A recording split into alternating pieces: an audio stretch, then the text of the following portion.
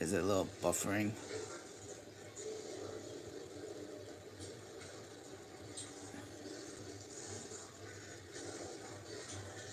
We're gonna watch some CNX trains. Just give me a few minutes, and we will begin the book.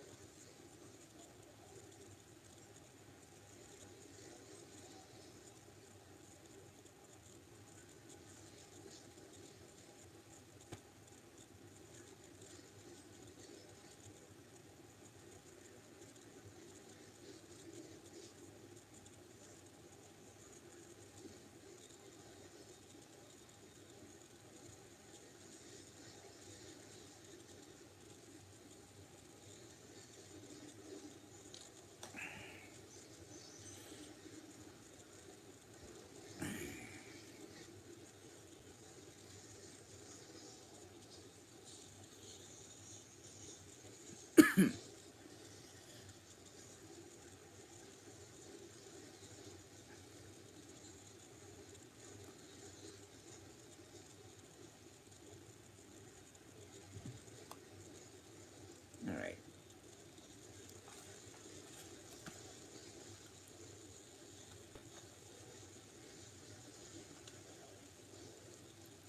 I'll begin the book when there's actually 3 likes. Well, at the least.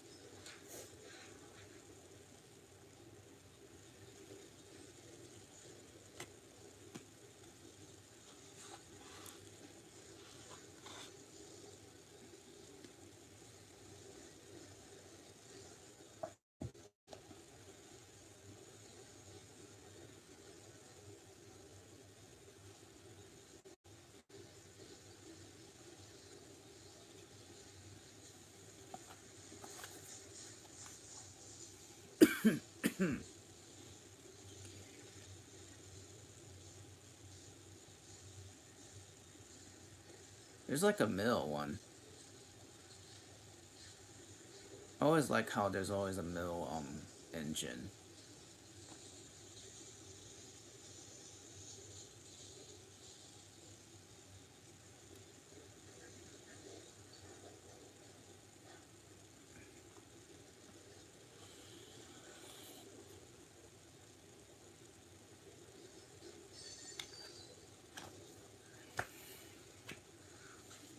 I just got up, so give me a while.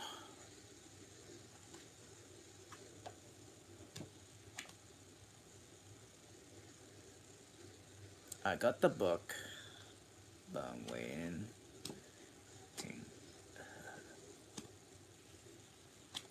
There's like somebody over there.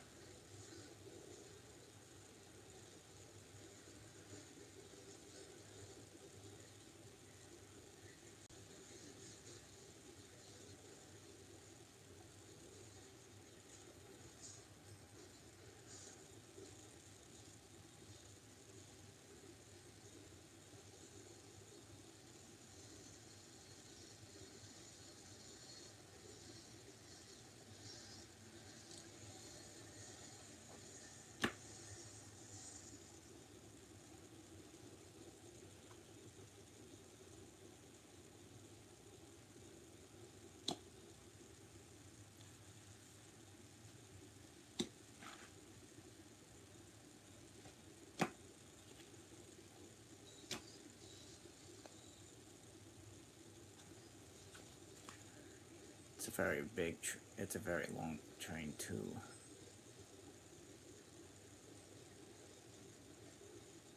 It's a good thing I actually caught this one.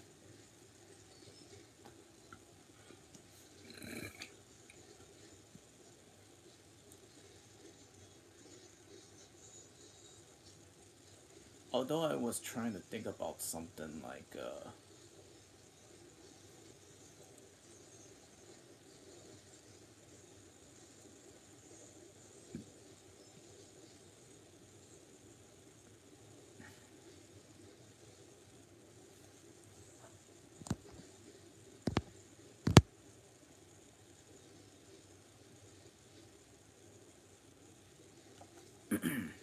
just waiting for like some people already.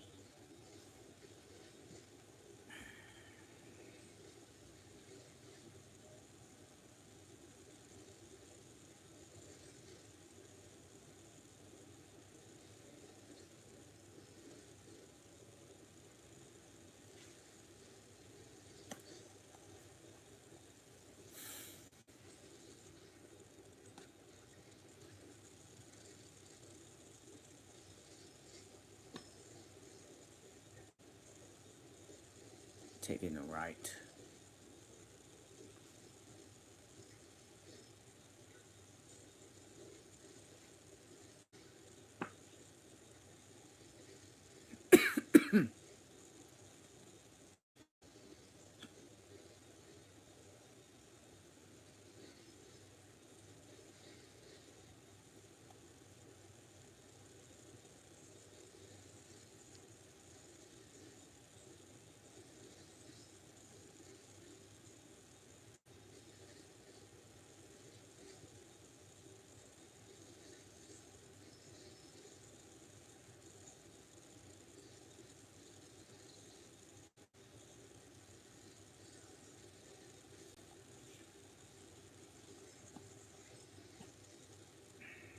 We're gonna read like part one. We're gonna actually read half of the book today.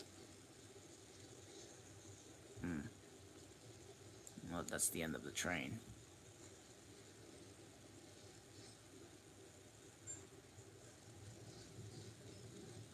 Right. Perhaps I actually would actually figure that it's actually a little too early to actually read the book, but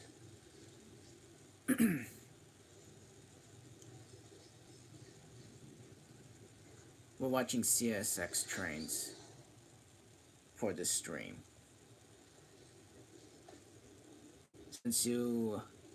Since Hellfly is the winner, Watch some CSX trains.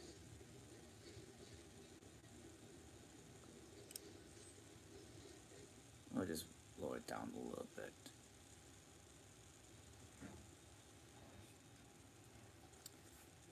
All right, we will begin the story. The Wind and the Willows. And make sure that you leave a like.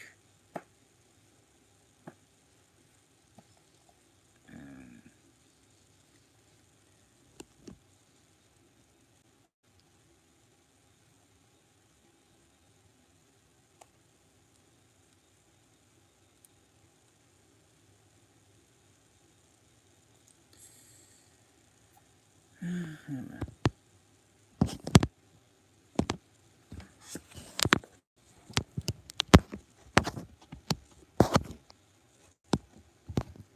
yeah,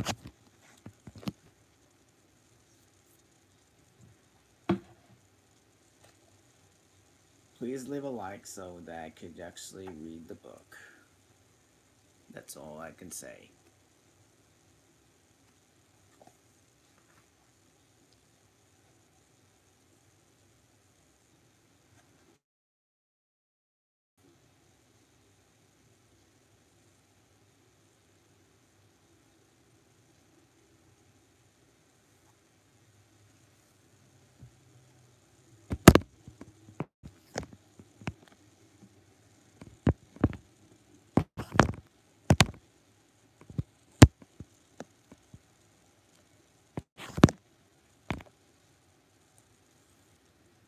All right.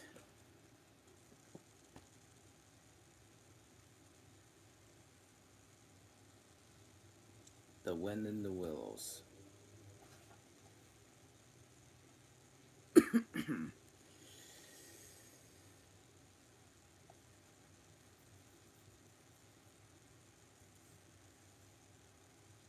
Here, Chapter 1. The Riverbank.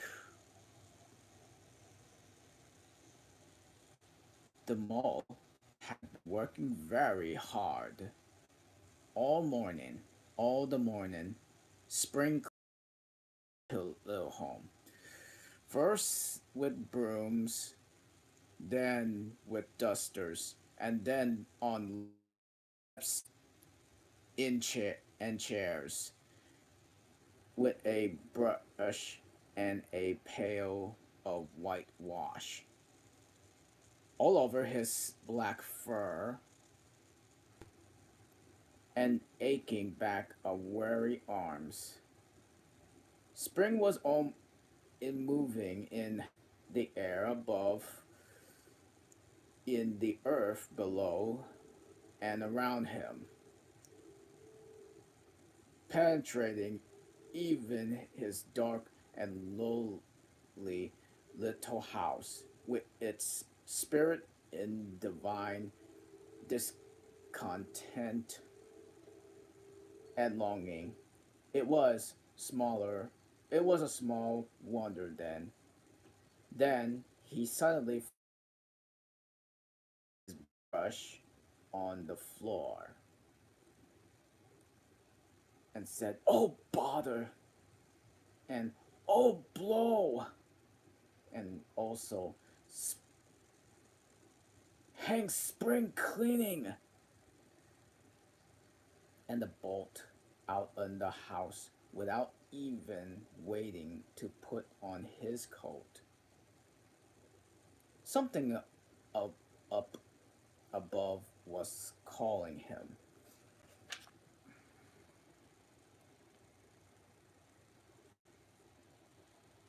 Imperiously he made for the steep little tunnel, which answered, in his case, to the gravel carried dive owned by animals whose, whose residents are nearer to the sun and the air. So he scrapped and scratched and scrambled and scrooged, and then he scrooged again. and scrabbled and scratched and scrapped, working busily with his little paws, and muttered and muttering to himself, up we go, till at last Pop, his snot, came out into the straight sunlight,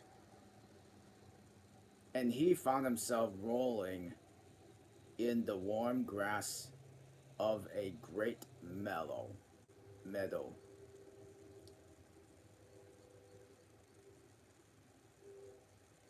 This is fine, he said to himself. This is better than this is better than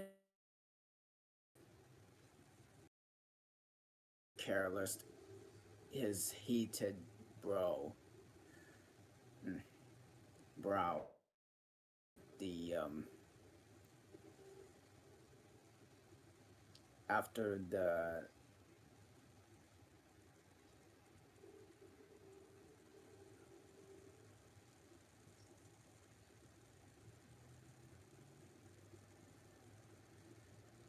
seclusion of the cello rage.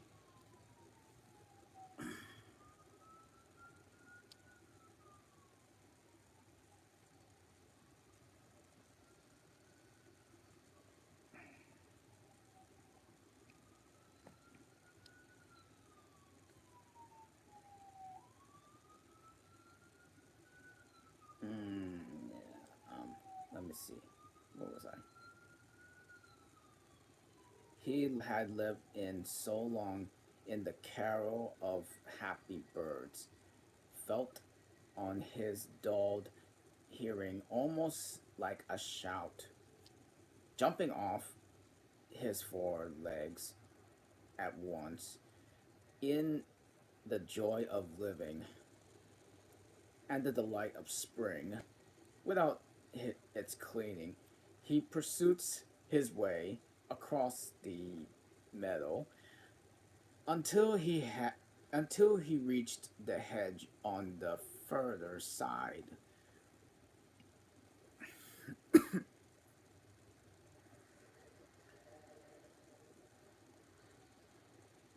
Hold up, said the elderly rabbit at the gap. Sixpence for the privilege of passing by the private road.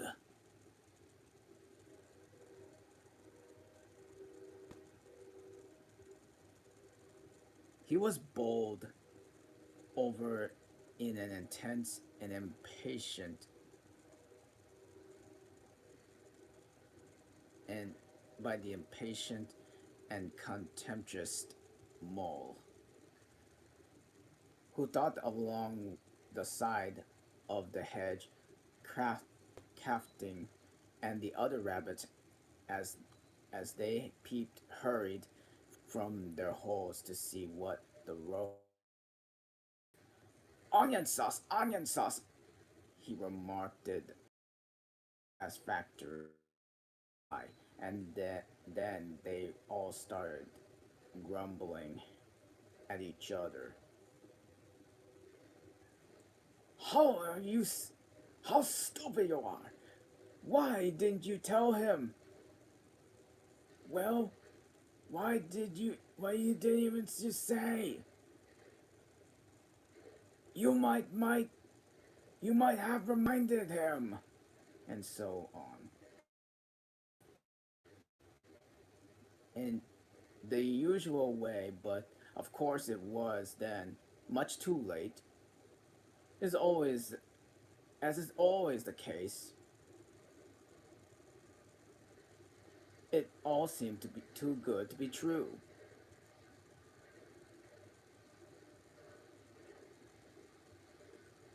Hitter,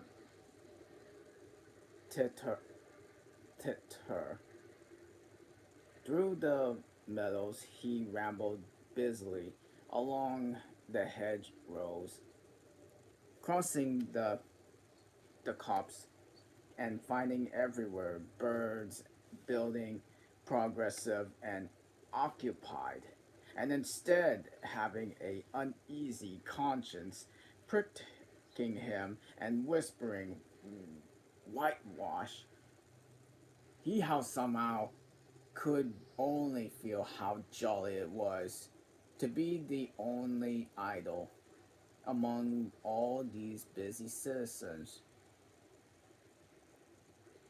After all, the best part of the holiday is perhaps not so much to be resting yourself as to see all the other fellows busy working. He thought his happiness was complete when, as he meandered aimlessly along, suddenly he stood by the edge of a full-led river.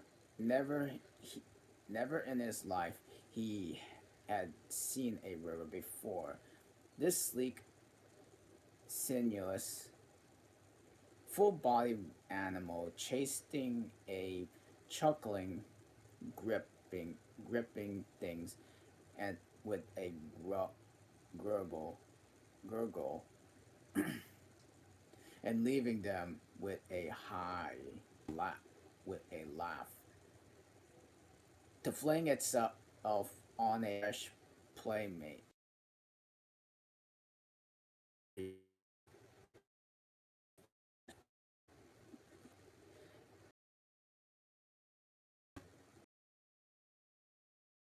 And were caught and held again. It all it was a shake and shiver, glints and gleams and sparkles, rustled a swirl, catter in bubble. The mole was bewitched. Entrance frustrated by the side of the river, he trotted as one trots when very small by the side of a man who holds a one spell bond by exciting stories, and when tired at last, he sat on the bank while the river still clattered on to him, a babbling possession of the best stories in the world, and set from the heart of the earth, to be told at last to the unstable sea as he sat and looked across the river. Dark hole in the bank opposite, just above the river. I mean, above the water's edge, caught his eye, and dreamily he found a snug dwelling place it would make after a animal with few wants, and found a by Joe riverside resident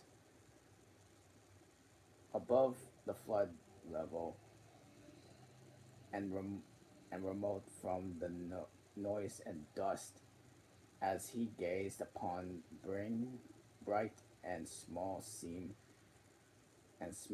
to twinkle down in the heart of it, and vanished into, then twinkled once more like a tiny situation,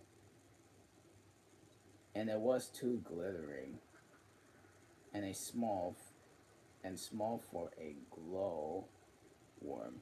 And then, as he looked, it winked at him, and so he declared itself to be an eye, and a small face began gradually growing up around it, like a frame around a picture. Little brown face and with whiskers, grave around face with the same twinkle in its eyes that it was attracted his notice. Small neat ears and thick silky hair. It was the water rat. Then the two animals stood and regarded at each other cautiously.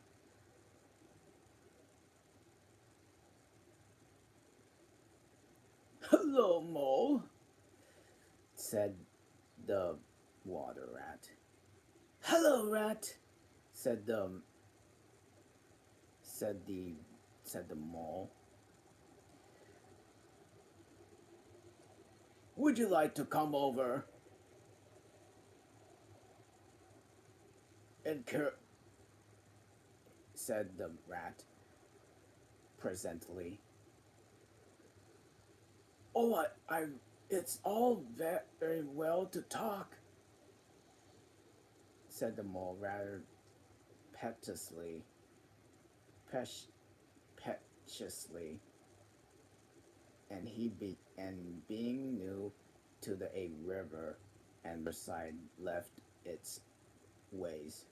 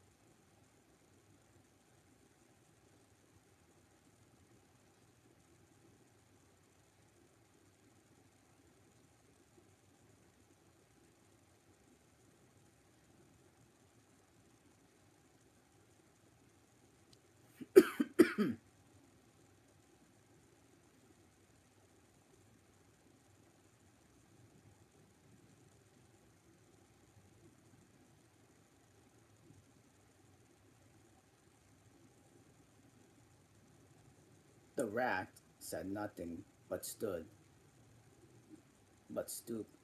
and unfastened a rope and hauled it on and lightly stepped into the little boat which the mole had not observed. It was painted blue outside in the and white written. It it was just the size of for two animals, and the mole's whole heart went out to to it at once, even though he did not yet fully understand its use. The rat sculled smartly across the made it and made fast, and he held up his forepaw as the mole stepped gingerly down. Lean the on that, he said. Lean on that, he said. Lean on that, he said. Now then, step lively. And the mole, to his surprise and rapture, found himself actually seated in the stern of a real boat. This has been a this has been a wonderful day, he said as the rat shoved off and took to the skulls again.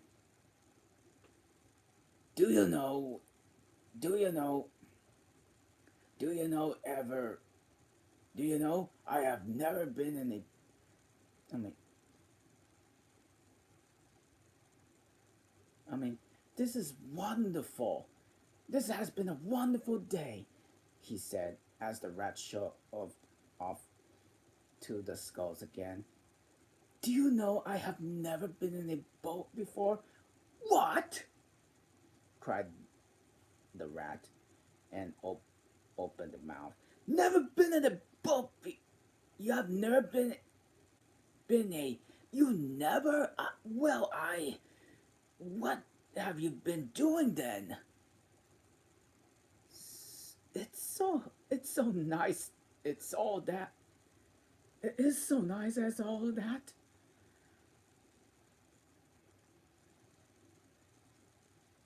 Asked the mole.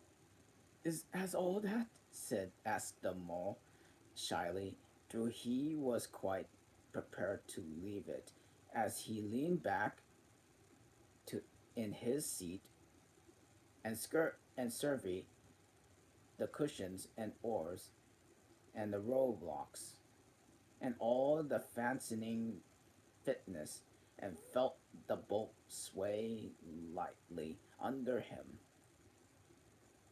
Nice, it's the only thing, said said the wa said um said the water rat smoothly as he leaned forward to his stroke.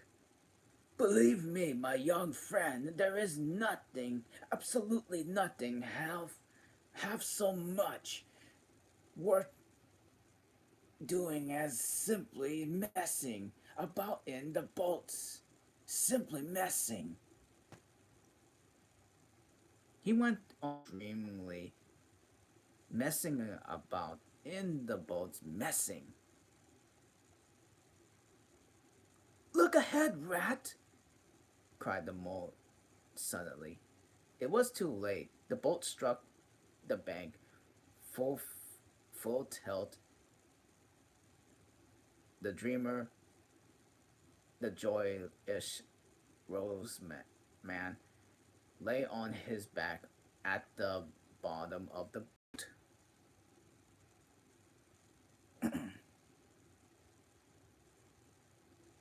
Mm, okay.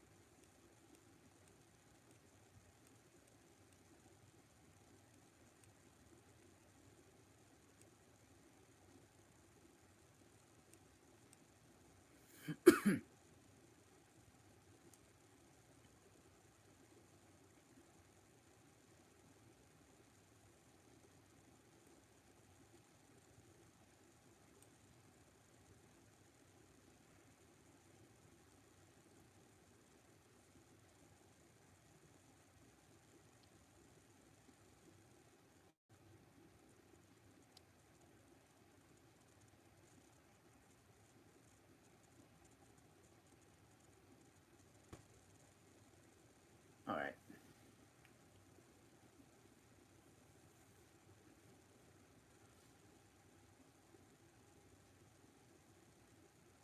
His heels in the air.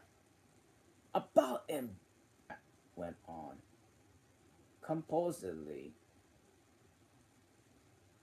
perking himself up with a pleasant laugh. in, in, in or out of them, it doesn't matter. It doesn't matter. Nothing seems really to matter. That's the charm of it.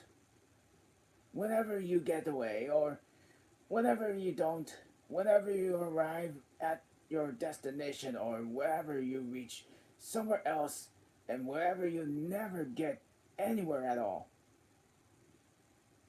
You're busy. You're always busy, and you have never do anything in particular. You've done it. There is always something else to do, and you can do it if you like. But you had better not. Look here. If you really, if you have really nothing else on hand this morning, suppose we drop down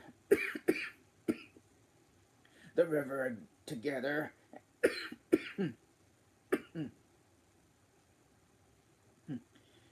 Make sure you actually leave a like. And have a long day of it.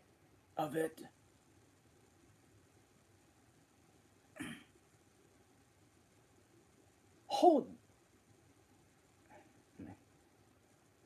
The mole waggled his toes and from a sheer happiness and spread his chest with a sigh of full contentment and leaned back blissfully into the soft cushions.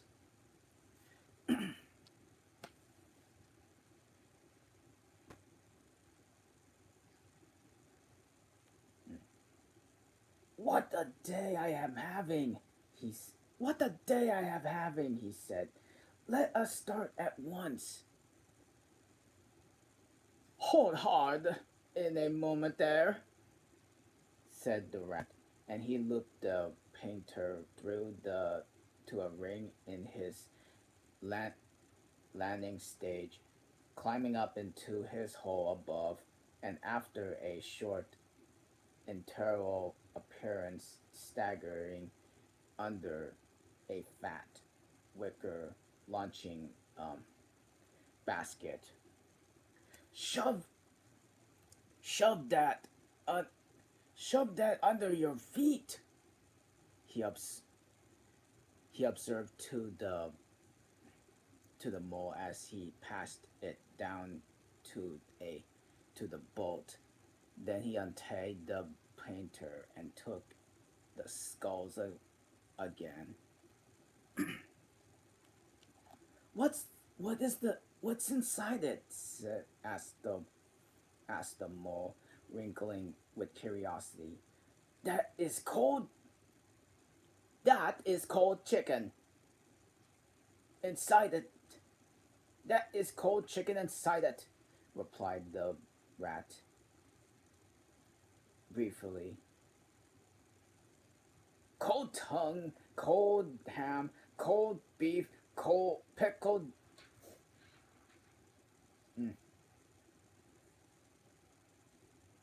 jerkins, French roll, and this is actually a very long word. It's even longer than supercalifragisexpialidocious.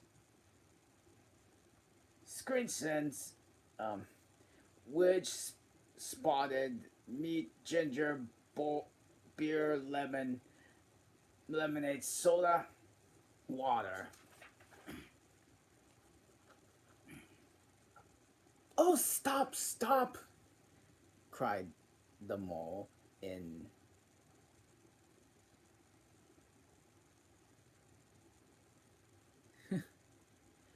this is too much. Do you really have? Do you really think so? Incurred the rat seriously.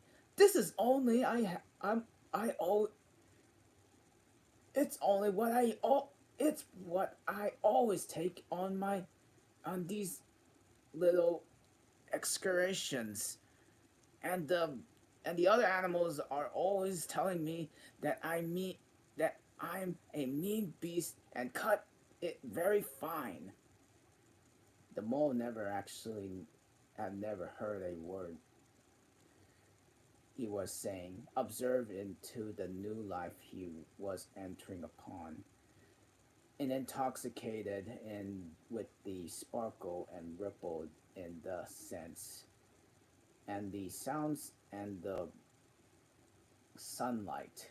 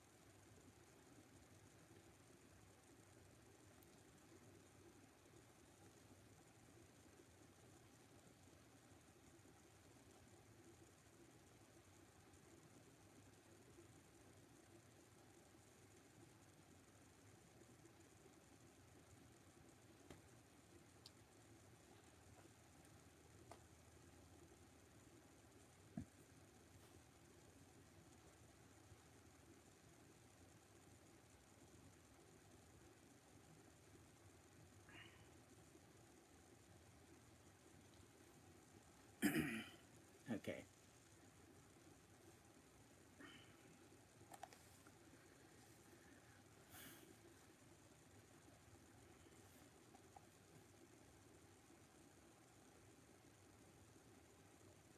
Ripple and sense in the sounds of the sunlight. He trailed in a paw in the water and dreamed a long waking dreams. The water rat, like the like the good fellow he was, sculled ins- insteadly and there and forebore to disturb him. I like your clothes awfully, old chap, he remarked after some half an hour ago or so that passed. I'm going to get a black velvet smoke unit myself someday as soon as I can offer that. I beg your pardon, said the mole, pulling himself together in an effort. You must like you must think very rude, but after all it is this is so new to me. So is this a so this is a river. The river, corrected the river, corrected the rat. And you are very, you are very, and you are really, and you really live by the river. What a jolly life! Buy it, with the, buy it, buy it if they, buy it if it, and it with it on the, on it and it, said the rat. It's brother and sister to me, and aunts and company, and food and drink, and naturally washing. It's my world, and I don't want any other. And it has got it's not worth having it, and it, it doesn't know it's worth knowing about. Lord, so at the times we had together, whenever the winter or spring or autumn, it's always got its fun and its excitement when the floors are on in February and my cellars and basement are brimming in with drink that is no good for to me. And the brown water runs by my best bedroom window. Or again, when all drops away, it shows patches of the mud and smells like plum cake. And the rushes and weed clog the channels, and I can potter about dry stone over most of the bed of it and find fresh food to eat and things careless people have dropped out of boats.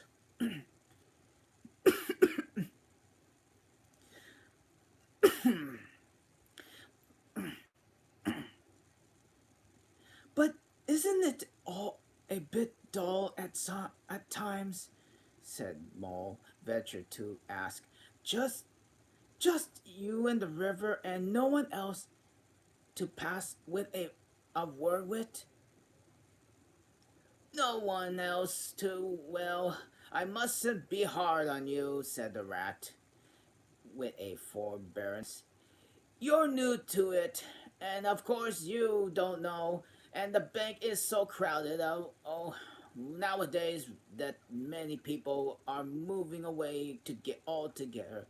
Oh no, it isn't what it all of them about the day long as always wanting you to do something, and a fellow had no business of his own to attend to.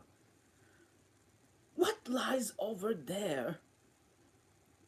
Asked the mole, waving a paw towards a background of the waterland and darkly framed the watermills on the side of the river. That? Oh, that is just the wildwood, said the rat shortly. We don't go there that very much. We river bankers. We river bankers. Aren't they very nice people there? Said the mole with a trifle nervously. Well, said the rat. Let me see. The squirrels are all right. The rabbits seem some of them, but the rabbits are mixed a lot. And there is Badger. Of course, he lives right in the heart of it. Wouldn't live anywhere else either if you paid him to do it. Dear old Badger. Nobody interferes with him. They better not, he added significantly. Why should we not why should we not interfere him? Asked the mole. Well, of course, there are others, explained the the rat in a hazels and snots and foxes and so on. All they are all way.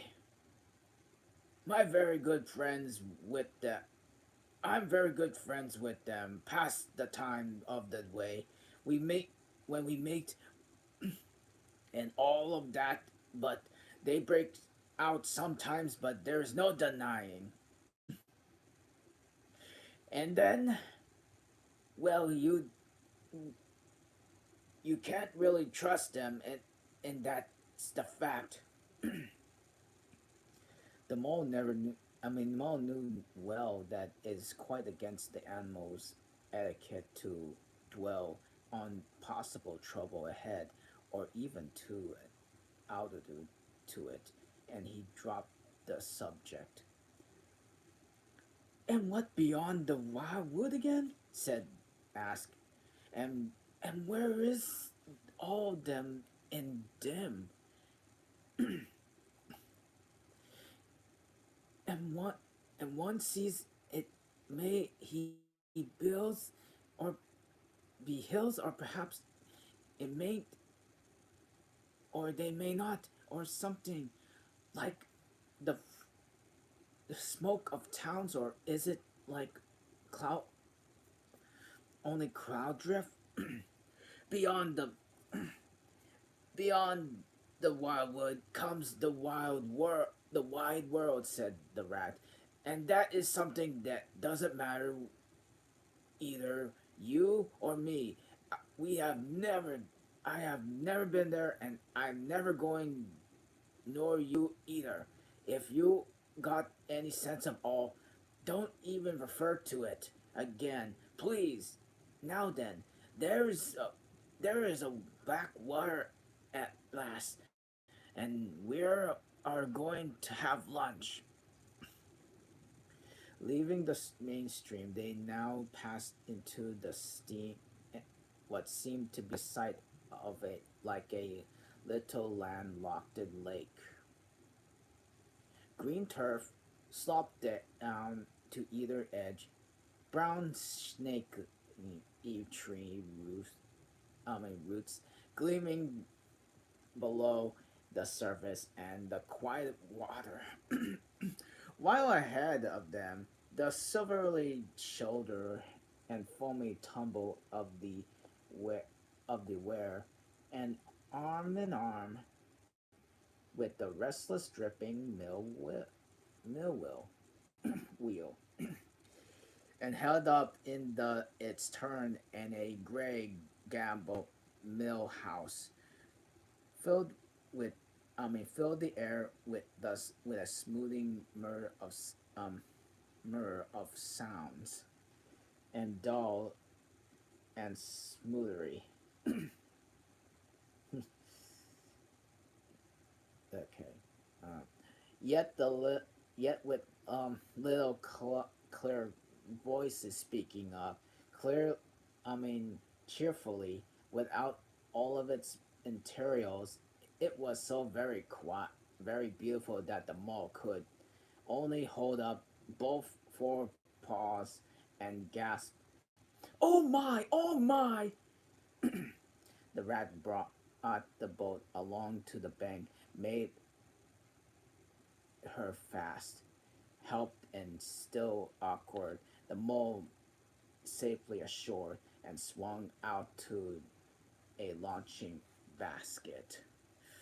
The mole begging as a favor to be allowed to be unpacked it all by himself, and the rat was very pleased to indulge him, and and to the sprawl in the full length on the grass it rest, while his excited friend shook out the tablecloth and spread it, took out all the mysterious packets, and one by one, and arranged their contents in due order, still gasped, "Oh my! Oh my!" I mean, "Oh my! Oh my!" said each refreshing revelation. And when all was ready, the rat said, "Now pitch in, old fellow," said the mole, and the mole was indeed very glad to obey, for he started his spring cleaning at the very early hour at the morning, as people will do, and not to be paused for the bite or sup. He had been thoroughly in very great deal since the distant time which now seemed so many days ago.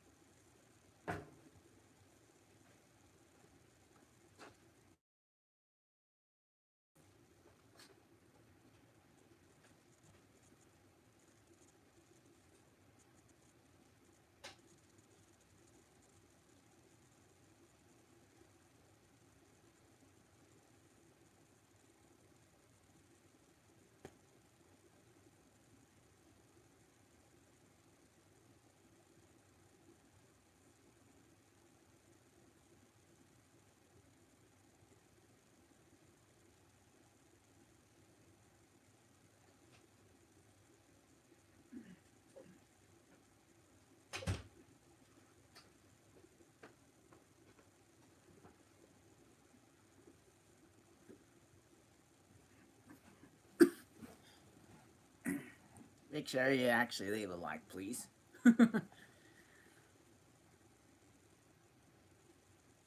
I would need those likes. What are you looking at? Said the rat presently, when the edge of the hunger was somewhat dulled, and and the mo- the mole's eyes were able to wander off at the tablecloth a, a little. I am I am looking, said the mole, at at the streak of bubbles, what I see traveling along at the surface of the water. Is that thing that strikes me is me as funny. Bubbles, said oh, said the rat with a and chirped it cheerily in inviting us inventively sort of way. A board listening muzzled showed itself above the edge of the bank, and the otter hauled himself out in and shook out from his coat.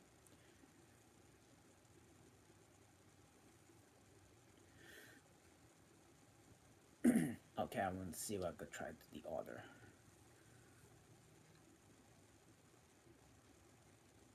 Mm, I'm still thinking.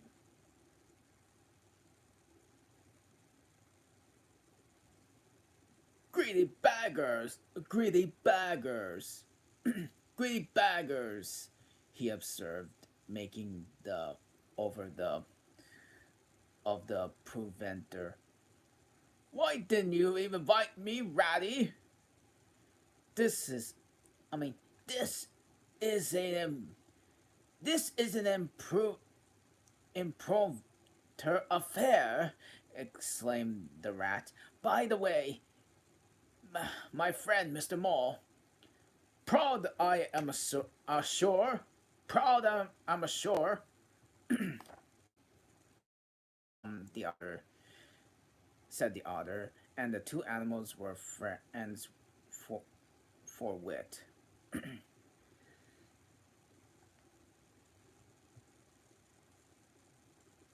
Such a rumpus everywhere, continued the otter. All the world seems very out on the river today. I have come this backwater to try to get moment's peace, and then stumbled up upon you fellows, and at last I beg pardon. I didn't exactly meant that, you know. Okay. There was a rustle behind him, proceeding from a hedge. With and last leaves still, clung thick, clunge thick. I mean, and a stripy head with the head shoulders behind him, peer forward on them. Come on, old badger! Shot out the rat. The badger thought, poured in a pace or two, and then grunted. Hmm, company. Good company. Then turned his back and disappeared from view. That is just sort of the fellow he is, the um observed the disappointed rat. Simply hate society.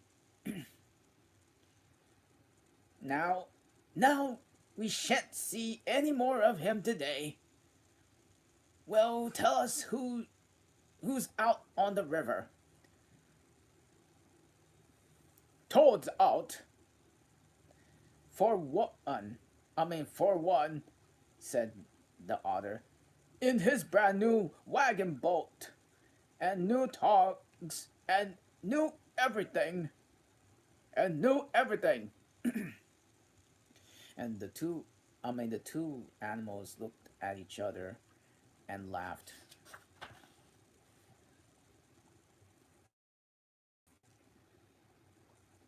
Once it, once it was nothing but sailing. Then he tired of that. Then he tired of that and took to punting. Nothing would please him but it would pun all day and every time and every day with a nice mess he made of it. Last year it was a house boating and all had going all staying him in the houseboat and pretend we like it. And he was going to spend the rest of his life in a boat. It's all the same. Whenever he takes up, he gets tired of it and starts on something fresh. So such a such a good fellow too, remarked the otter reflectively. But no stability, especially on a boat.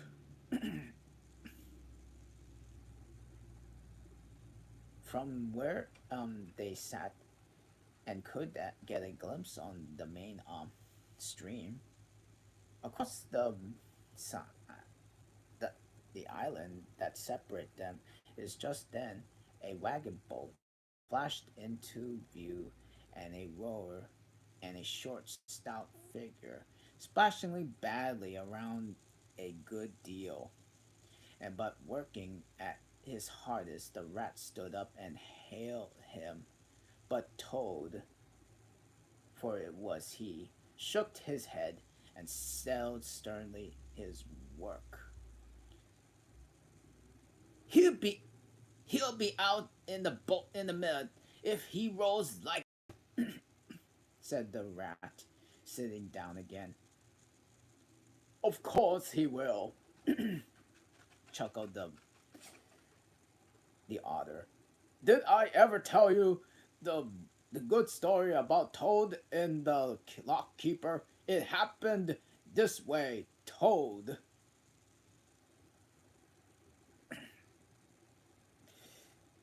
an in an inraid mayfly, swerved instantly, in, in, insteadly outward thus the current in the intoxicated fashion by the young bloods of mayfly seeing life. A swirl of drop of water in a clump in the mayfly was visible no more.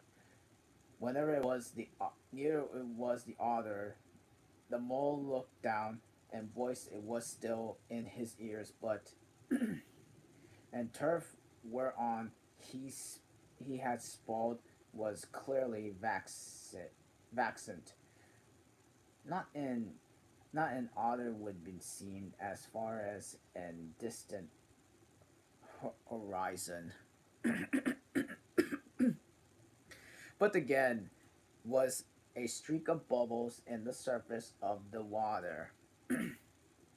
The rat hummed a tune, and the mole recollected that animal etiquette forbade um, anyone sort of comment in the sudden and on the sudden disappear on the one's friends on at any moment and any or for any reasons or no reasons whatever. Well, well, said the rat. I suppose we ought to be moving. I wonder which of us had better pack the lunch in basket. He did not speak as he did not speak as if he was frighteningly eager for the treat. Oh, please let me, said the mole. So of course the rat let him. Packing the basket was not quite such a pleasant work as unpacking the basket. It was never, but the mole was bending on enjoying everything, and although it just when he just got the basket packed and strapped it up tightly, he saw a plate staring up at him from the grass. When the job had been done again, the rat pointed out a fork, which nobody ought to have seen, and last of all, behold, the mustard pot he had ever seen had been sitting without knowing it.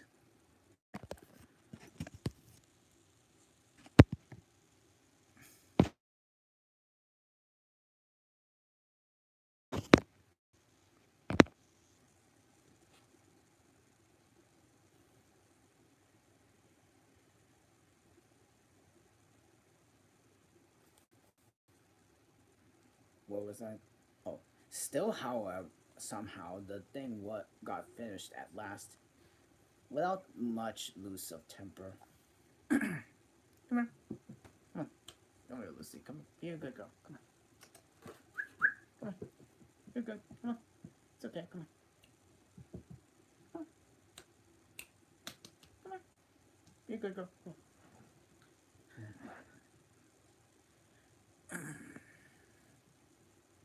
You could relax here. Still, somehow the thing was to, for it got last. Finished at last without much loose of temper. The afternoon sun was getting low as the rat sculled gently towards the a dreamy mood and muttering much attention to Mole. But the mole was very full of lunch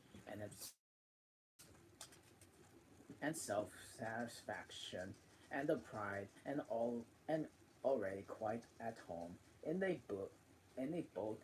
So it was getting a bit besides, and presently he said, "Ratty, please, I want to roll now." The rat shook his head with a smile. "Not yet, not yet, my young friend," said the he said. "Wait, wait till you have lessons. It's not so easy as it looks." The mole was quiet for a minute or two, but he began to feel more and more jealous of Rat, scuttling and so strongly and so easily strong as he tried again to whisper he could do it every bit as well.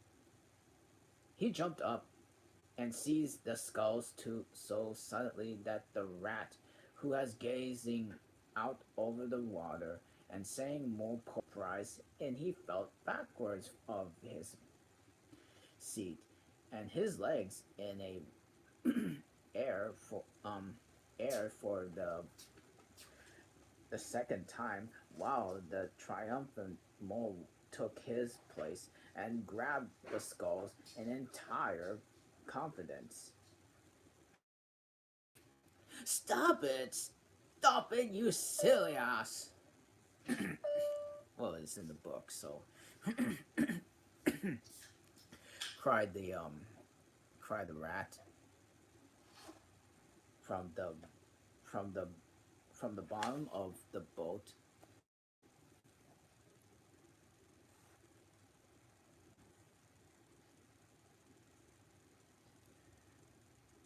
Okay. The mole flung his skulls back into a flourish and made a great dig into the water, and he missed in the surface altogether. His legs flew up above his head, and he found himself lying on the top of the prostrated dead rat. Um, Greatly alarmed, and he made a gra- grab in the side of the boat, and the next moment, splash! Over went to the boat, and he found himself struggling in the river. And oh my, how cold the water was, and oh, how very wet it felt, and how it sang in his ear as he went down and down and down.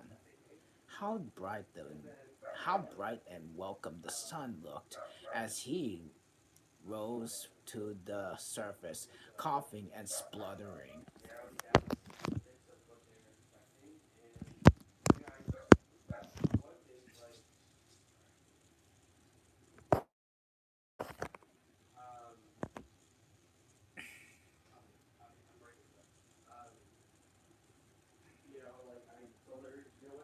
Okay, down, down, down. For how black it was, his despair, and he felt himself sinking again. Then a firm paw gripped him by the back of his neck. It was the rat. He was eventually laughing, and the mole could felt laughing right down his ear, arm, and through his paw, and so onto his the mole's neck. The rat got hold of of a skull and shoved it under the mole's arm. Then he did the same by the other side from him, and swimming behind, propelled and helplessly the animal to shore, and hauled him out and sit down on the bank and squashly slump lump with misery.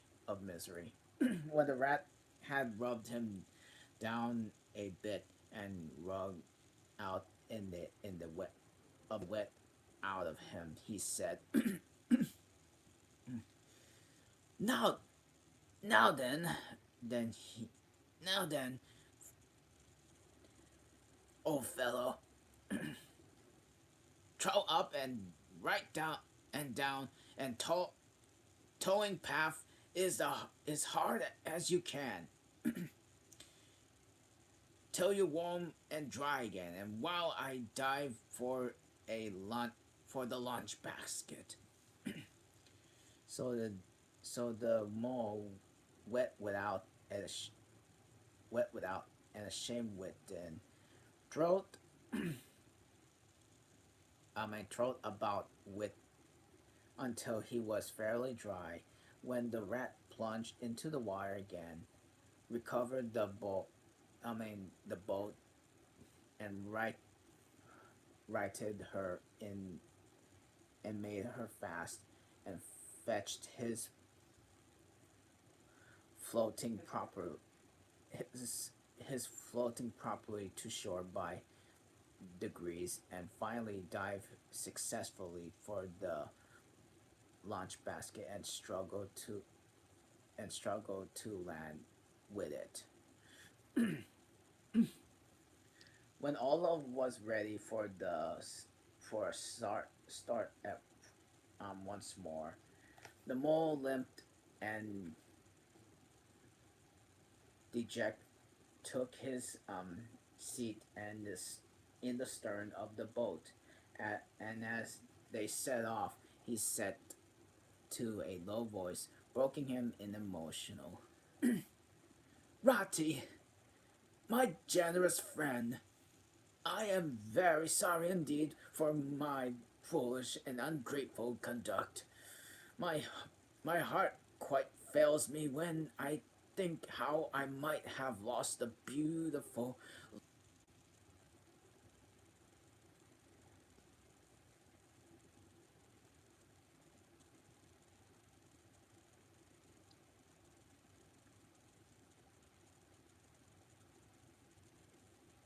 Indeed, I have become a complete.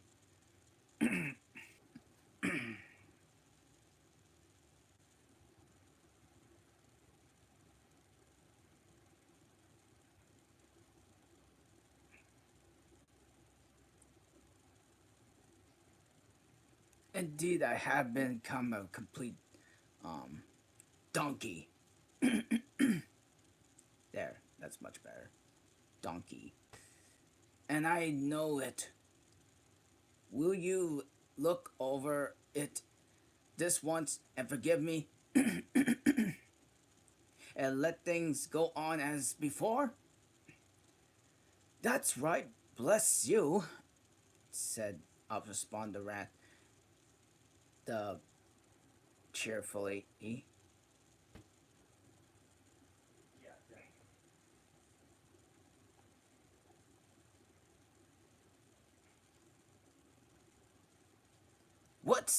What is a little wet for a water rat? I am more in the water than you out of it most days, but you know, but you know any more of it. And look here, I really think you had better come and stop with me for a little time. It's plain, it's very plain and rough, you know, not like Toad's house at all, but you haven't seen that yet. Still, I can make you very comfortable, and I'll teach you to row and to swim, and you'll soon be the as handy on the water as any of us say. Any of us. The mole was so touched by his kind manner in speaking that he could find no word to answer him, and he had to brush away a tear or two with the back of his paw. But the kind, but the don, but the but the rat kindly looked upon another direction, and presently the rat's, the most spirit revived again, and he was even able to give some right back talk to a couple of more hens, more hens, who were, um, who was sniggering to the other bout of his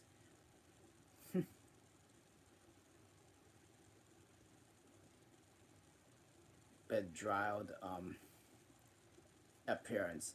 When they got home, the rat made a bright fire in the fireplace and planted the mole in the armchair in front of it, and having fetched down in a dressing gown and slippers for him, and told him the river s- stories until supper time.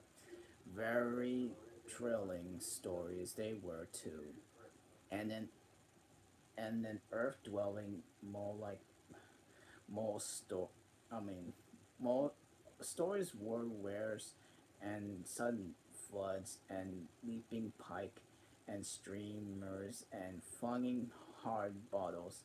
At least bottles were certainly flung from streamers, so pres- presumably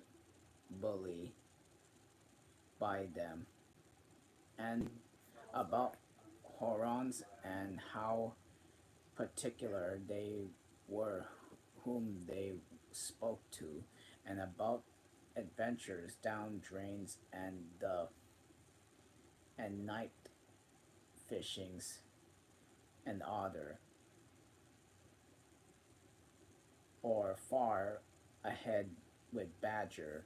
Supper was a most cheerful meal, but very shortly afterwards, a terrible and a tasty mole had a had to be escorted upstairs has to be escorted upstairs by his considerate host by the bedroom, where he soon laid his head on his pillow in a great of peace and contentment, knowing that his newfound friend the river was lap and the sea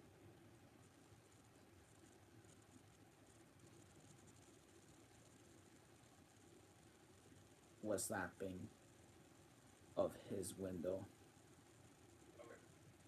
This way was the only first of the many summer ones that the mall, e- each of them longer and fuller interest as the rippling summer moved on.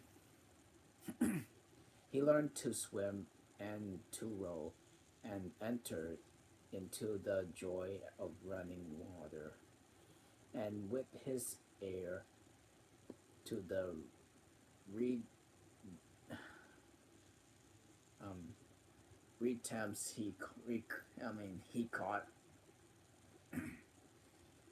at intervals something of what the wind went whispering so constantly among them. All right, that's the end of chapter one. All right, now for chapter two. Actually, we'll take a little break. I'll be right back.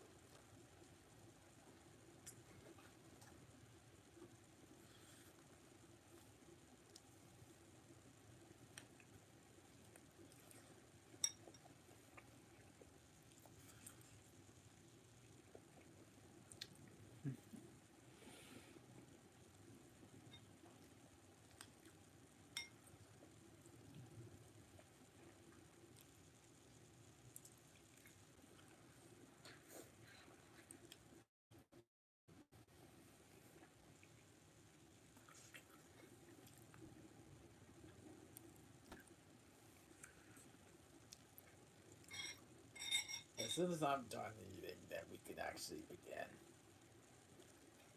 the next chapter.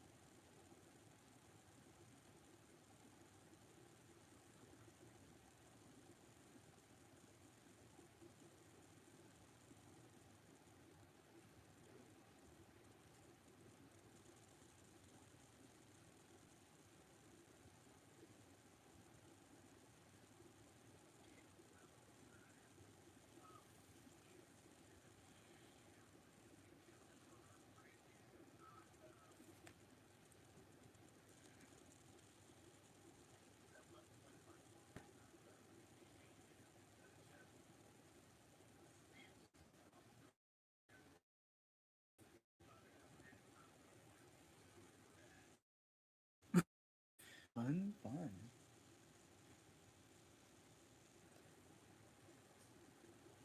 Let's see what he's doing. I like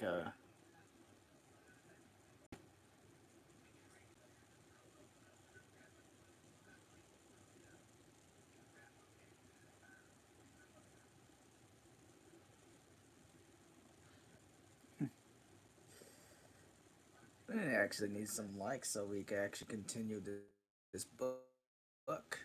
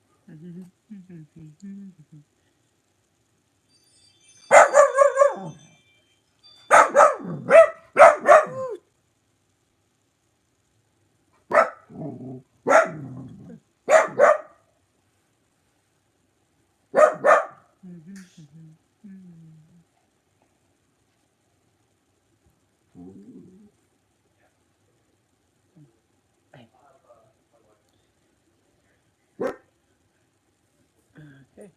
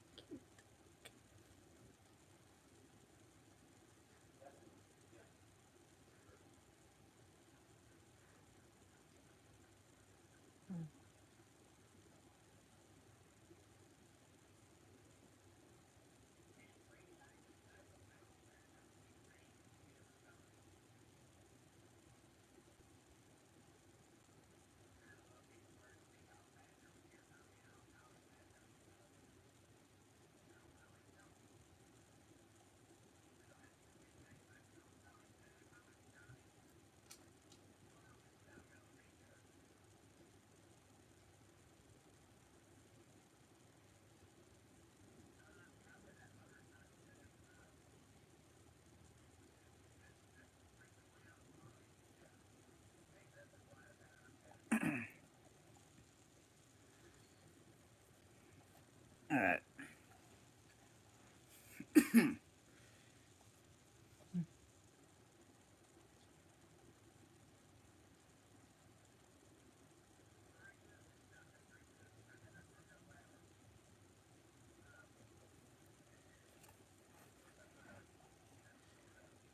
Okay.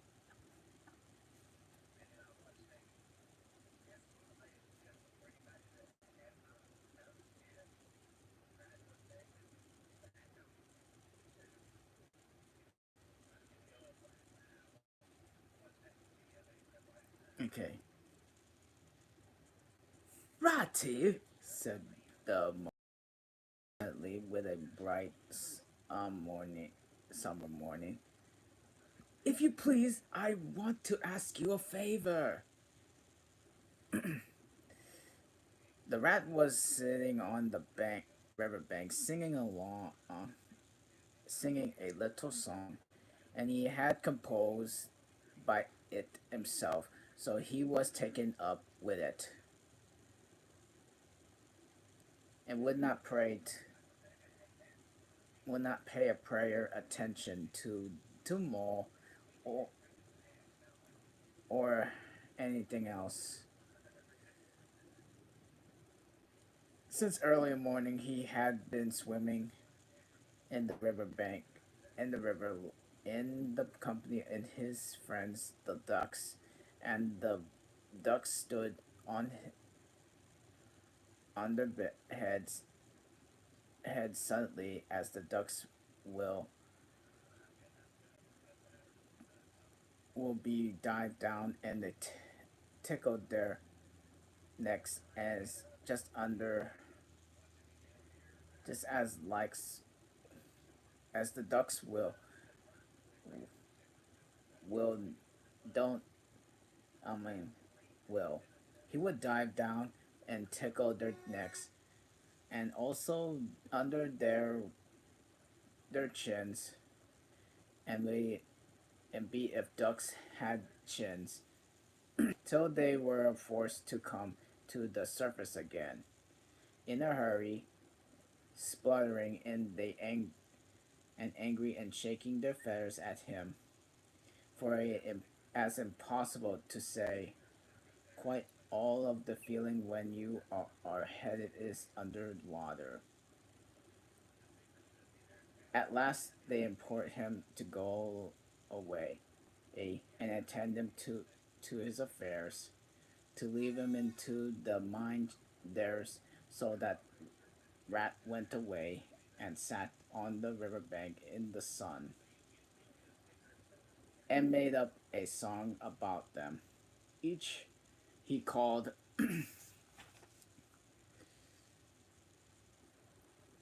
Dirty Ducks Ditty. All all along the river, the backwater, through the rushes tall, ducks are dabbled up tails tall.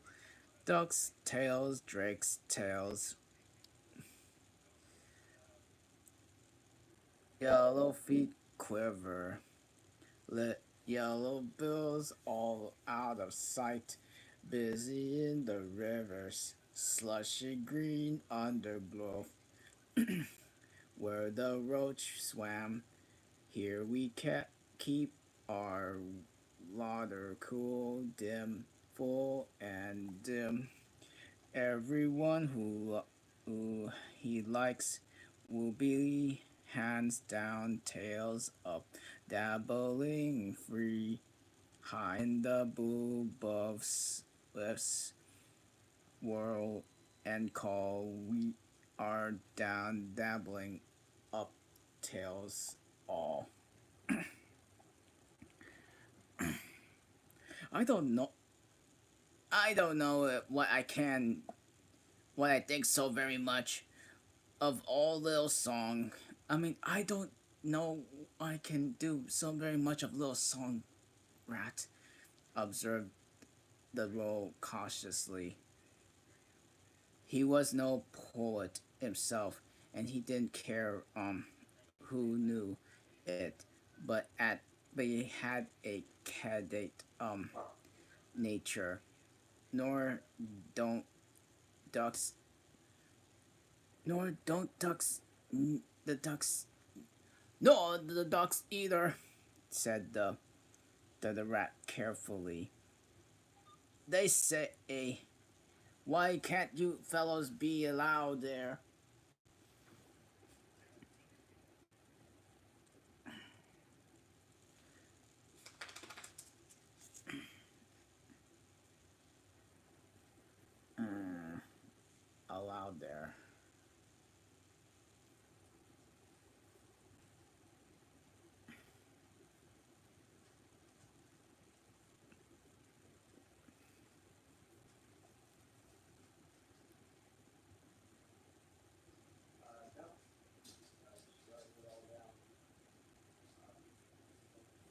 can't be allowed to do what they like when they like, as they like, decide if they're sit on the banks and watching them all the time making remarks of poetry and things about them and nonsense it is all is. That is what it ducks say. So it is. So it is, so it is, said the mole with great heartness. No, it isn't. No, it isn't, said the rat indignantly. Well, it isn't, replied the mole smoothly. But I want to ask you, you was, won't you take me to call on Mr. Toad? I have heard so much about him, and I do so want to make his acquaintance. Why, certainly, said the good-natured rat, and jumping to his feet and dismissing poetry from his mind of the day, and get the boat out and get in the boat. Get the boat out and we'll paddle up there at once. It's never the wrong time to call on Toad. Early or late, he's always the same fellow, and always good tempered, always glad to see you, always sorry when you go. You must be a nice animal. He must be a very nice animal, observed the mole as he got to the boat and took the sculls, while Rat settled himself comfortably in the stern. He is indeed the best of animals, said Rat. So simple, so good natured, and so and affectionate. Perhaps he's not very clever, but but we can't all be geniuses. But maybe he is both boastful and conceited. But he's has got some great qualities, as has Mister has Toady. Round, rounding in the bend in the river, they came in sight of a handsome, the old house in the middle of red brick with well kept lawns and reaching down to the water its edge. There's Mr. Toad's Hall. There is Toad's Hall, said the rat, and and the creek on the left where the notice board says private and the creek on the left where its notice says private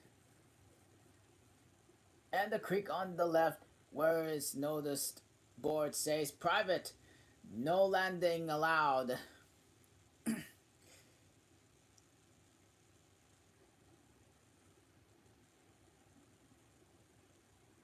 leads to the boat leads to his boathouse, where we'll leave the boat, and stables over there to the right. This That's the banqueting hall you are looking at now. Very old, and that is Toad is rather rich, you know. And this is really one of the nicest houses in these parts, though we have never admit as much to the creek. And the mouse shipped his sculls as he passed into the shadow in the large boathouse. Here they saw many handsome boats slung over the crossbeams, or hauled, not but none of them in the water, and the place had an unused as desert air. The the rat looked at him. I understand at him. I understand, he said.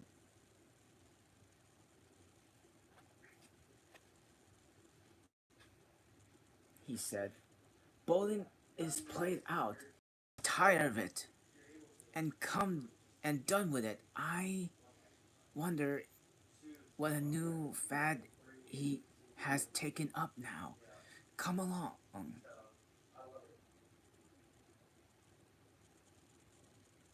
No, wait. I understand. Bowling is out. He is tired of it and done with it. And I wonder if the fad he has taken up now. Come along, let's look him up, and we shall hear all about it quite soon. Enough. As they disembark in the stroll across the flower deck lawns in search of Toad, whom they presently happen upon resting in the wickered um, green chair in a preoccupied expression of a face and a large map spread out on his knees. Okay, I'm gonna be Mr. Toad. Hurrah! Cried Mr. Toad, jumping. He cried, jumping and seeing them. This is splendid! He shook his.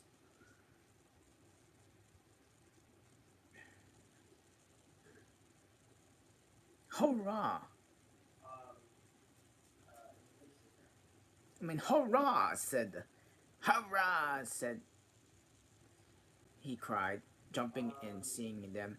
This is splendid! He shook his paws, and both of them warmly, never waited for introducing to Mo. How kind of you! Oh, how kind of you! This is splendid! Oh, he shook the paws of. Oh yeah, he shook the paws of both of them. Kind of you, he went. How kind of you! How kind of you!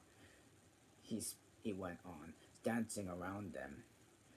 I was just send a boat down to the river for you, Ratty, with strict orders that you were to fetch up here at once, wherever you were stirring. I want you badly, both of you. Now, what will you what will you take? Come on inside. Have something and you you don't know how lucky it is. You're turning up just now.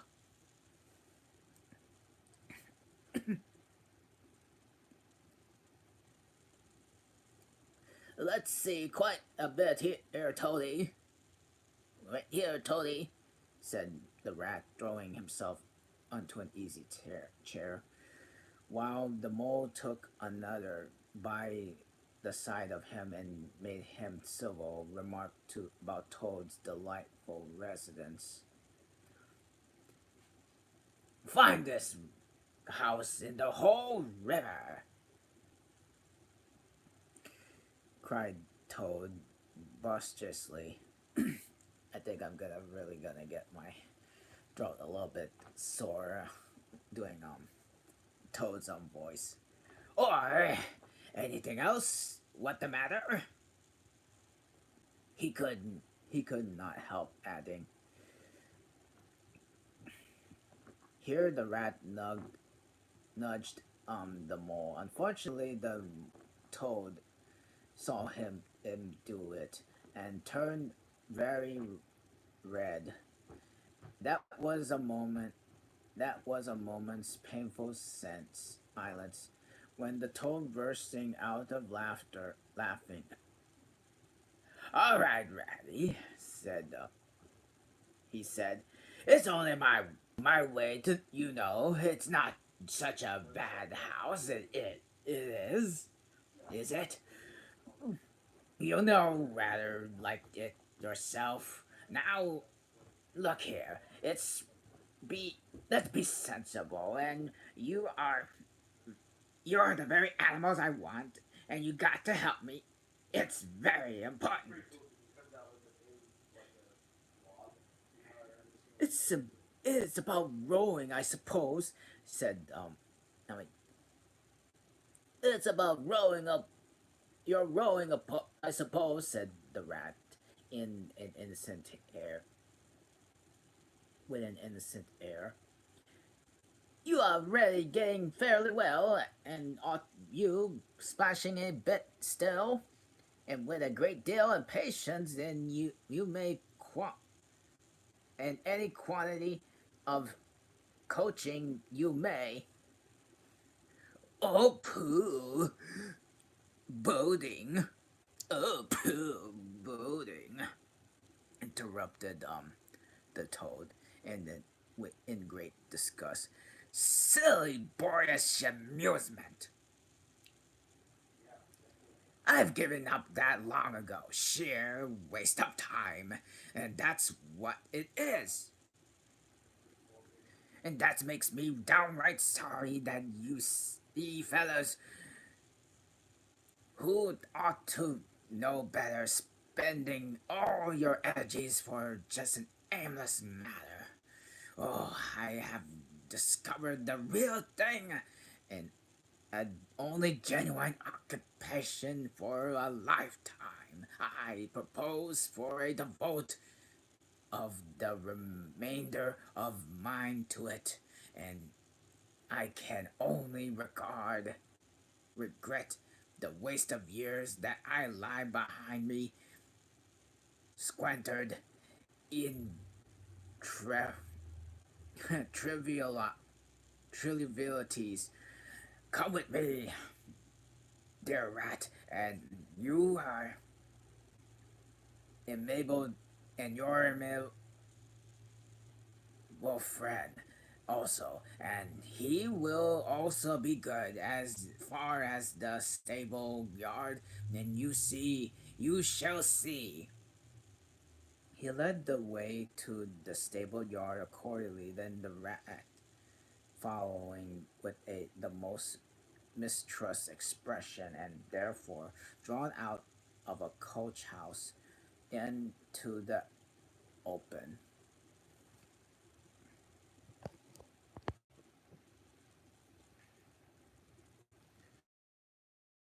To the open.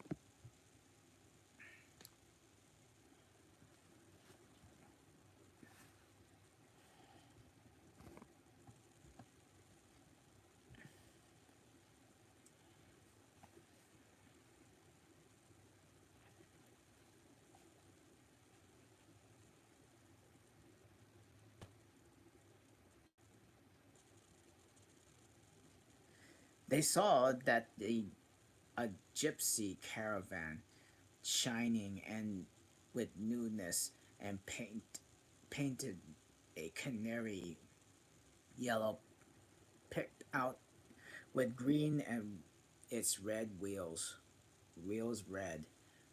"There you are," said the toad, expanding himself. There's real life to you. Embodied that the little cart and the open road and dusty the dusty highway, and the heat, the common head rose, and rolling down I mean, camps, villages, towns, cities, here today, up and off to somewhere else tomorrow. Travel, change, interest, excitement, and the whole world before you is a horizon that always change. And mine, this is very finest card of its sort, and it was without any expectation, exceptions. Come see and look at the arrangements.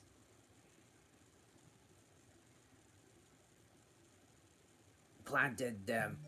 Planted them myself, I did.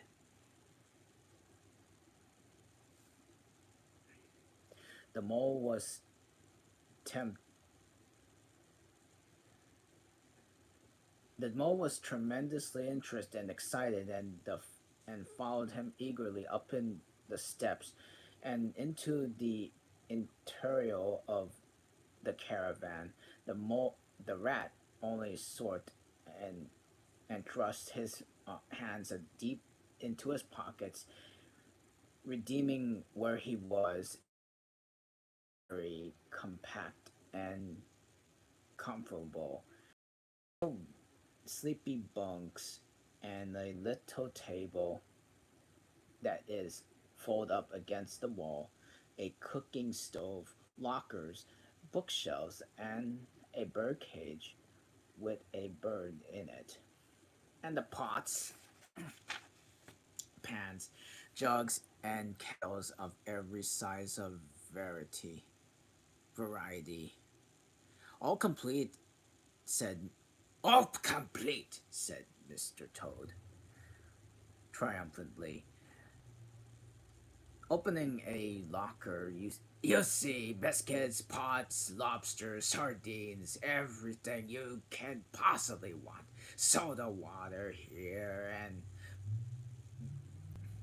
Becky there, and leather paper and bacon and jam. Cars and dominoes you'll find, he continued as he descended the steps again. You'll find that nothing, whatever has gone forgotten, we make our start of this afternoon. I beg your pardon, said the rat slowly as he chewed a straw. But did I overhear you saying something we and started and start and this afternoon? Now, now, do it good, dear old Ratty, said Toad importantly. Don't begin talking in that stiff and sniffing and sort of way, because you know we've got to come. I can't possibly manage without you, so please consider it settled and don't argue. It's the only thing I can't stand. Usually don't mean to stick to your dull, fusty old river all your life and just live in a hole in the bank and a boat. I know to show you the world. And I'm gonna make it an animal of you, my boy. I don't care, said the rat doggedly. I'm not coming, and that's flat. And I am going to stick to my old river and live in a hole and boat, and as I have always done. And that's more. Mole is going to stick to me and do as I do, aren't you, Mole? Of course I am, said the mole. Loyalty, all I'll always stick to you, Rat, and what you say is to be, has got to be, all the time. All the same, it sounds if it might have been, well, rather fun, you, do, you know, he added wistfully. Poor,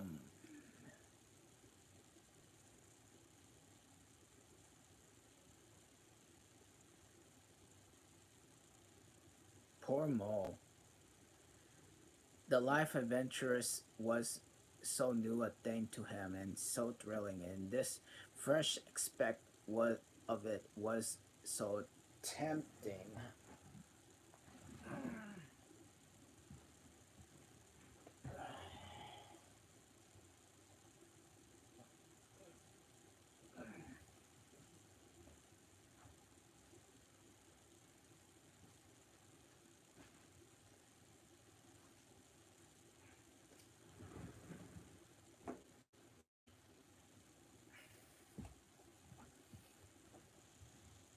Was so tempting.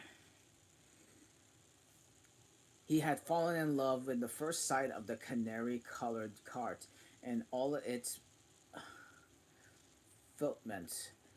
The rat saw it was passing in his mind that the wavered. He hated disappointing people. He was fond of the mole and would do almost anything to oblige him.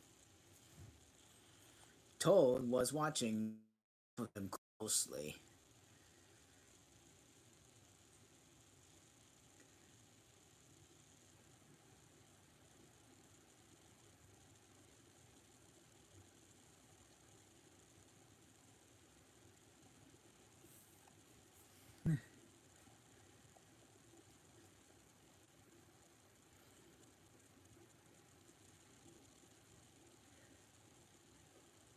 Come along in and have some lunch, he said.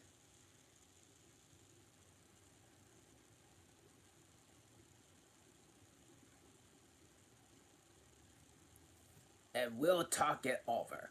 And we need we need not to decide anything in a hurry. Of course, I don't really care, and I really want to give pleasure to you fellows. Live for others. And that's the motto in life. My motto in life. During lunch, it was an excellent, of course, as everything at Toad Hall was always was. The Toad simply said to go himself going, disregarding the rat. He proceeded to help upon the inexperienced Toad, who, as on a harp, naturally a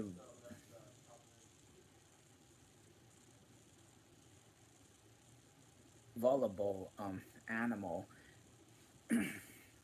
and always mastered by his imagination, and he painted the the prospects of the trip and the joys of the open life and the roadside in such glowing colors in the mall that the mole could hardly sit in his chair for excitement. Somehow it could soon take him take seem to take for a grant by all three of them at the trip thing was a settled thing, and the rat, through still unconvinced in his mind, all allowed his good natured to override his personal. He could not bear to disappoint his two friends, for who were already deep in schemes and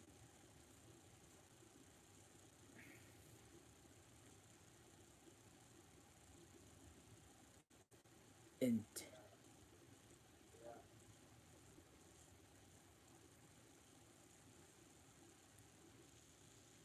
anticipations, planning out each day's separate occupation for several weeks ahead. When they were quite already now trying to let his to the paddock and set them to capture the old gray horse who without have been consulted and to his extreme annoyance and been told off by Toad for the dustiest job in this dusty expedition. He frankly preferred to the paddock and took a deal of catching. Meantime, Toad packed the lockers and still tighter with necessaries and hung nose bags, nets on onions, bundles of hay, and baskets on the bottom of the cart. At last, the horse was caught with and harnessed, and they set off all either um, trudging by the side of the cart or sitting on the staff as the humor took him. It was a golden afternoon, and smelt of the dust they kept up was rich and satisfying out in the thick orchids and either side of orchards on each side the road.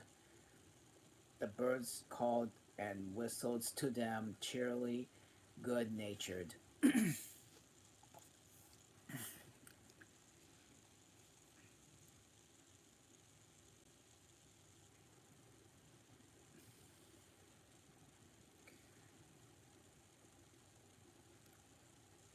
Wayfarers passing them gave them good day or stopped to say something nice about their beautiful cart. The rabbits sitting at their front doors and in their hedge and said, "Oh my, oh my, oh my."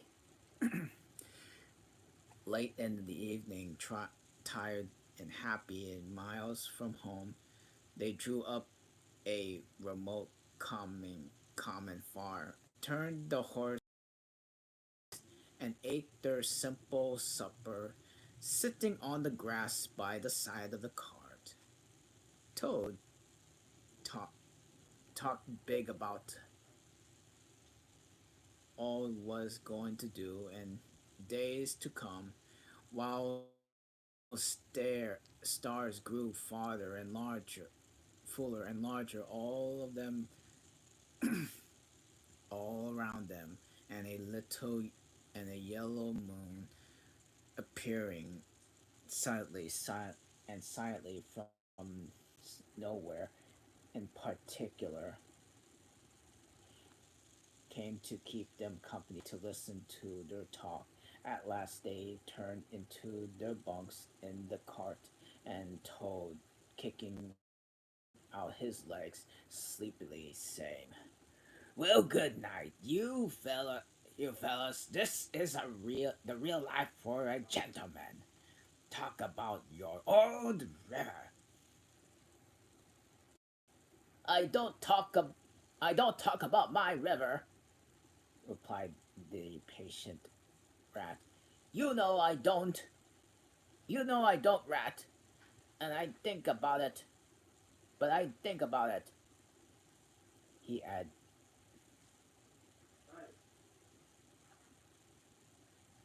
he added lower tone. "I think about it all the time." The mole reached out blanket and felt for the rat's paw and the darkness and gave it a squeeze. I'll do whatever you like, Ratty, he whispered. Shall we run away tomorrow morning quite early, very early, and go back to our dear home, the hole on the river? No, no. We shall see out. No, no. We'll see it out, whispered the rat. Whispered back the rat. Thanks awfully. Thanks awfully. I ought to stick to by Toads till his trip is ended. It would it wouldn't be safe for him to be left to he fades he never do. Good night. The end was indeed nearer than the rat expected. After soon upon open in excitement, the toad slept very soundly, no no amount of shaking could rouse him out of the bed next morning. So that rat and Mullen rat turned out too, quietly and manfully. And while the rat saw a horse and lit a fire and cleaned the last cups of platters, it got things ready for breakfast. The mole trudged out to the nearest village and a long off for milk and eggs and various necessaries that the toad had, and of course forgotten to provide. The hard work had been um, the hard long the hard work had been all been done, and the two animals were resting through exhaustively by the time Toad appeared on the scene, fresh and happy, remarking what a pleasant, easy life it was they were all leading out after the cares and worries of tiredness of the housekeeping at home.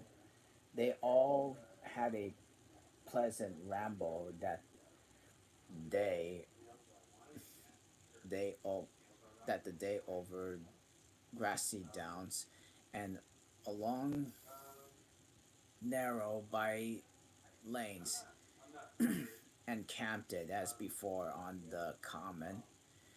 Lone, only this time that two guests care of toads took care that Toad should be his fair share of work. In consequences, when the time came to starting next morning, Toad was by no means uh, so rapturous by the about being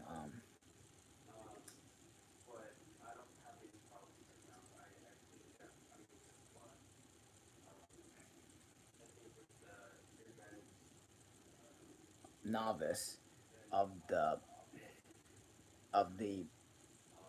primitive primitive um, life and and indeed attempt to resume his place in his bunk when he was hauled by force. Their way lay as before across the country by narrow lanes. It was not till the afternoon they called out on the the high road. Their first high road that they and their disaster felt and foreseen sprang out of them a disaster momentous indeed to expedition, but simply overwhelming in its effect on after on the aft career of Mr. Toad. They were strolling along the high road easily, the mole by the horse's head talking about him since the horse had complained that he was being frightfully left out of it, and nobody considered him in the least. And the toad and the water rat walked behind the car altogether. At least Toad was talking, and Rat was saying at intervals.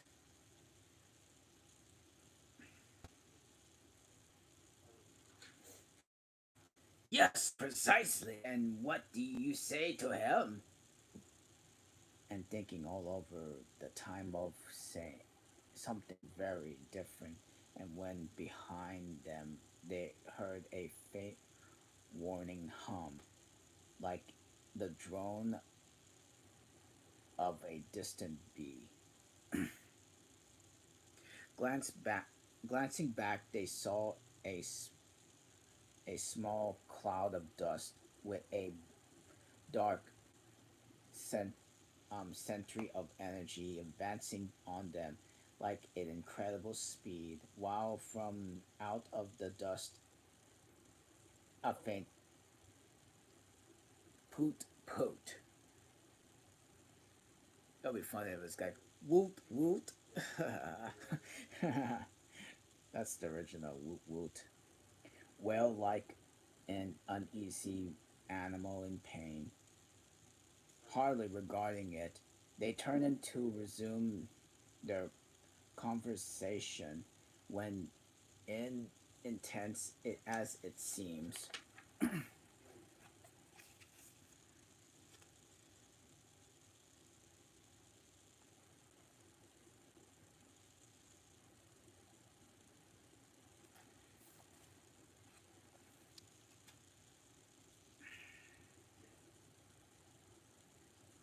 the peaceful scenes was changed, and with a blast of wind and the whirl of the sound, it made them jump into the nearest ditch. It was of them the put put rang as a with a brazen shout of their ears, and they and had a moment of glimpse of an interior of glittering plate as the rich Morocco and the magnificent memorial car, immense, breathing, breath snatching, passionate, and its pilot tense with it and hugging his wheel, possessed all air and all earth and air for the fraction of a second, plunge and enveloping cloud of dust and bind, blinded the and enwrapped them utterly, and then to to a speck in the far distant changed back into a droning bee once more. The old gray horse, dreaming he was plodding along with his quiet padlock, um, with a new raw situation, such as this simply abandoned to his himself to his natural emotions, rearing, plugging, backing steadily, and in spite of the mole's offers at his head and all the mole's lively language direct at his better feelings, and drove the car back towards to the deep ditch at the side of the road, and waterly intense, and then it was a heart-tending crash, and the canary colored cart they pride and joy on the side in the ditch now a irredeemable wreck. The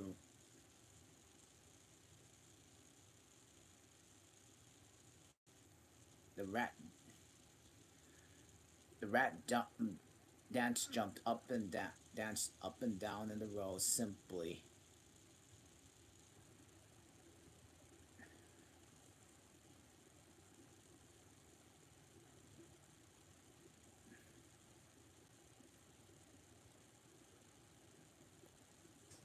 transported with passion. You he shouted, shaking both fists. You scoundrels, you highwaymen, you road hogs!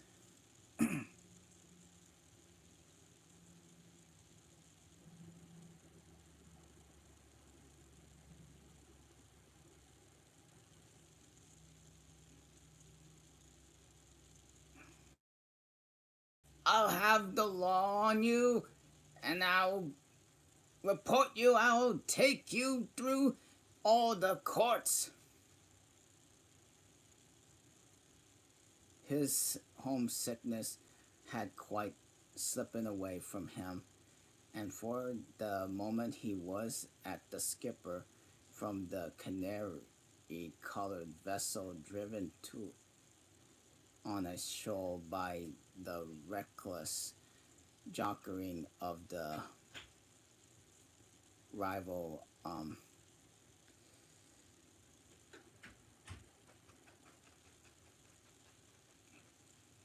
marinette uh, monitors. He was trying to recollect all the fine and biting things he used to say to masters of the steam launches when their wa- their wash as they drove to Polo curb carpet at home. Toad had straight down into the middle of the dusty road. His um his legs stretched out before him and stared fixedly in the direction of the disappearing motor car. He breathed short. His face was whole a satisfying expression, and at intervals he faintly muttered, "Poot, poot." Oh my gosh. The mole was busy trying to quiet the horse, which he succeeded in doing time. He went to look at the cart, and it was side to the ditch. It was indeed a sorry sight. Panels in the clothes and the windows smashed, axles hopelessly bent, one wheel off, sardine tins scattered all over the wide world, and the bird in the birdcage sobbing pitifully and calling to be let out. The rat came to help him, but their untied efforts were not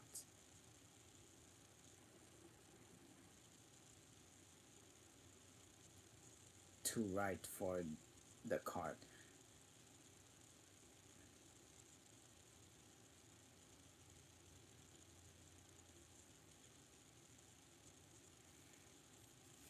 Hi, hi, Toad! They cried. Come here and bear a hand, can't you? The toad never answered a word and budged from his seat in the road. So they went to see what was the matter with him. I found in a short trance that a happy smile on his face, and his eyes were fixed on the dusty wake of the destroyer. At intervals, he was heard to mutter, "Poot, poot."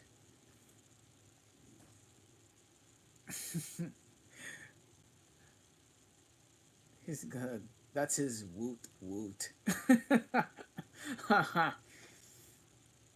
The rat shook him by the shoulder. "Are you coming to help us, Toad?" he demanded sternly.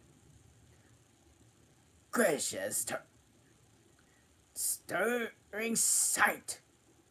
muttered Toad, ever often to move. "The poetry of motion, the way to travel, the only way to travel, here today and next week tomorrow. Villages skip, towns and cities jump. Always somebody else's horizon. Oh bliss, oh poot poot. Oh my, oh my." I mean,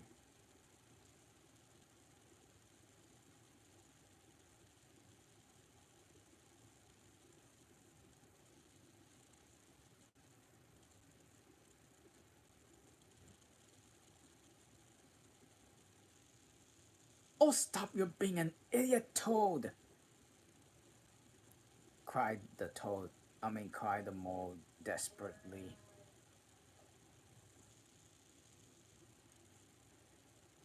"And do you think I never And to think I have never knew," went on to the toad and in a dreamy monotone. "All those wasted years that lie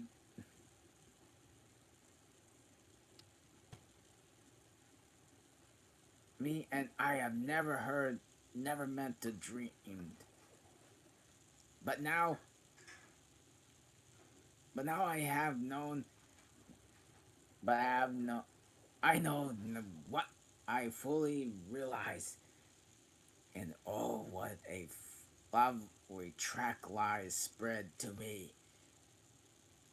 Chance henceforth, what dust clouds shall bring spring behind me, and as I speed on a reckless way, what carts I have shall fling carelessly into the ditch, and in the wake of my magnificent onset, horrid little carts, common carts, canary colored carts.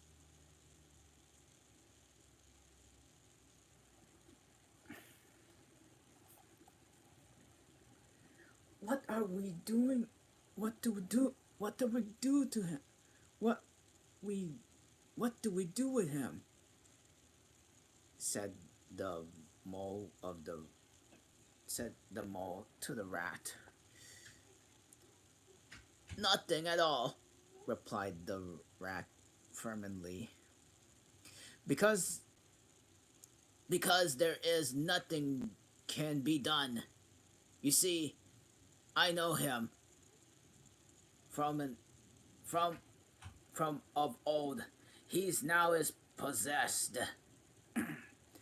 He has got a new craze, and it always takes him that way. And its first stage, he'll continue like that for days now, like an animal walking in a happy dream.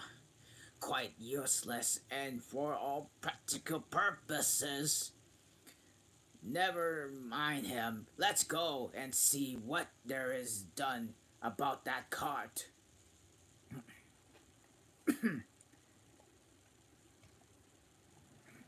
A careful expectation show them that even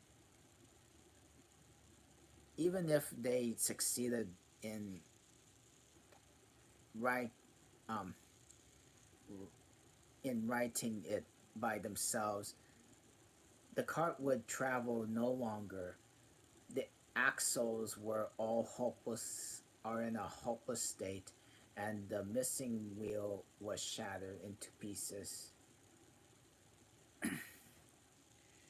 The to- the rat knotted the horse reins over his back and took him by the head, and carrying the bird cage in its hysterical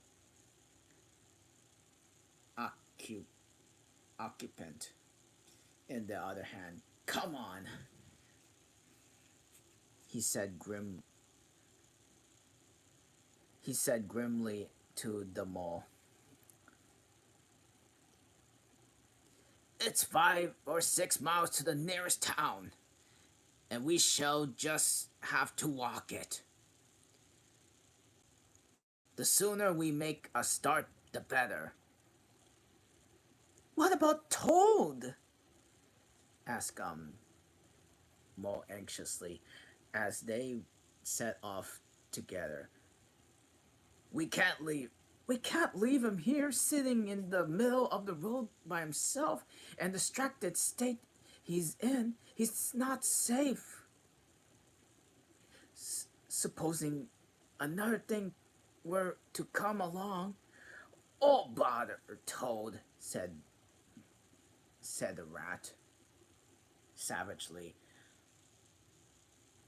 I'm done with him.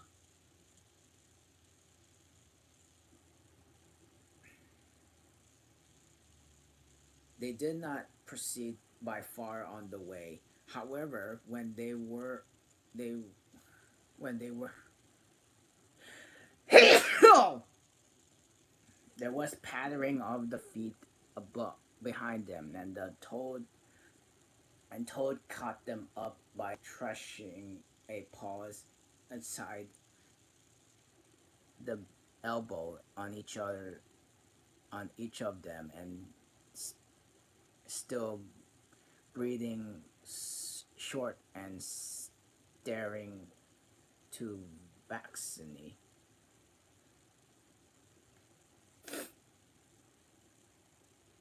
Now look here, Toad, said the rat simply. As soon as we get to town, you'll have to go straight to the police station and see what they know anything about the motor car and who belongs to, and lodge to complain against it, and then you'll have to go to the blacksmith or to a wheel's rights and arrange for the cart for to be fetched and mended and to the rights put it to rights. It'll take time, and it's not quite a hopeless smash. Meanwhile, the mole and I will go to the inn and find comfortable rooms where we can stay till the cart's ready and till your nerves have recovered from their shock.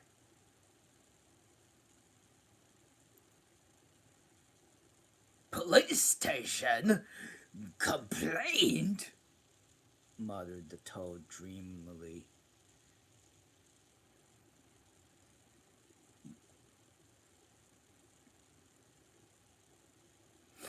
Me complain for that beautiful and that the heavenly vision that has been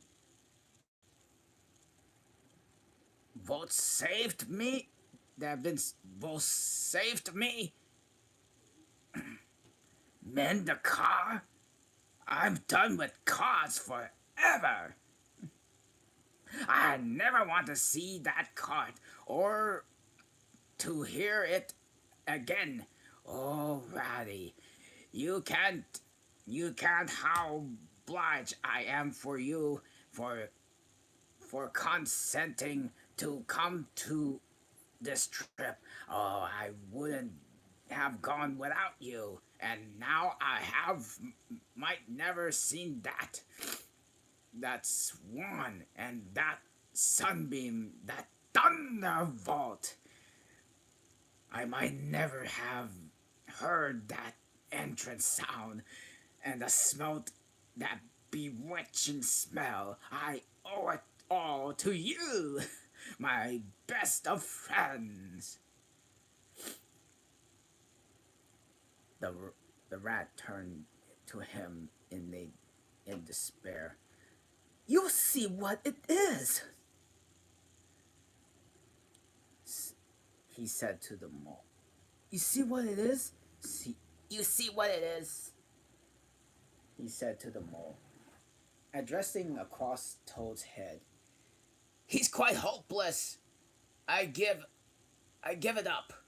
When we get to the town, we'll go to another railway station. And with luck, we may pick up a train, and there will get us back to the riverbank tonight. And if every and if ever you caught me going a pleasuring with this provoking animal again, said he snorted, and during the rest of that weary trug addressed he remarks exclusively to Mole. On reaching to the town, they went straight to the station and deposited Toad into the second class waiting room, giving a porter 2 pence and keep a strict eye on him, and then felt that the horse at the inn stable and gave what directions they called to about the cart and its contents.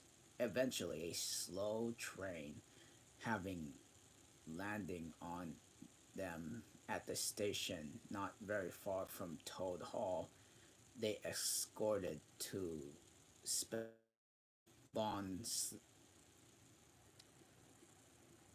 the spellbound sleepwalking Toad to his door, put him inside, and instructed his housekeeper to feed him. Put him aside and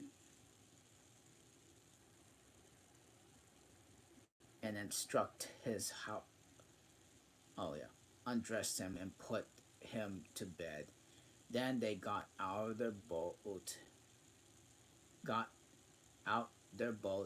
from the boathouse and sculled down back to the river home. And the very late hour sat down and supper in their own cozy riverside house to the great to the rat's great joy and contentment. The following evening, the mole, who had risen late and taking things very easy all day, was sitting on the bank fishing, and the rat, who had looked up to his friends and gossiping, came strolling along to find him, heard the news that he said, heard the news, he said, there's nothing else that to talk about it. All the along the river bank, Toad went up to town by the early train this morning, and he has ordered a large and very expensive motor car. Oh my gosh. He's crazed up. He's car fanning.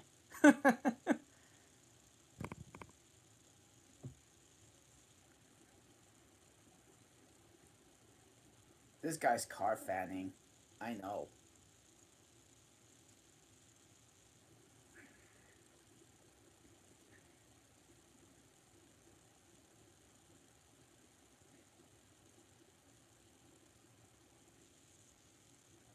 Yeah, he's car fanning. Well, I'm actually rail fanning.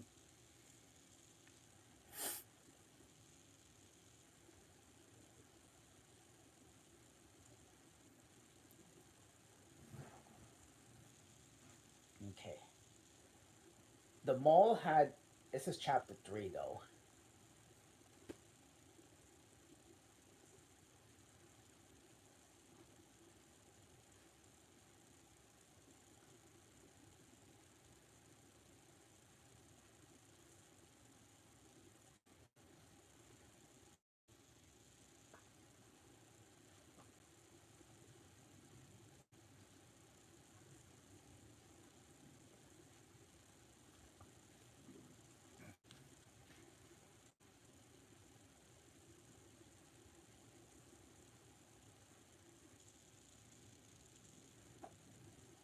The mole had long The mole had long wanted to make an acquaintance of the badger, and seemed that by all counts by such an important personage, and through the rarely visible to make his unseen influence and felt by the everybody about the place. But whenever the toad mentioned his wish to the water rat, he always found himself put off.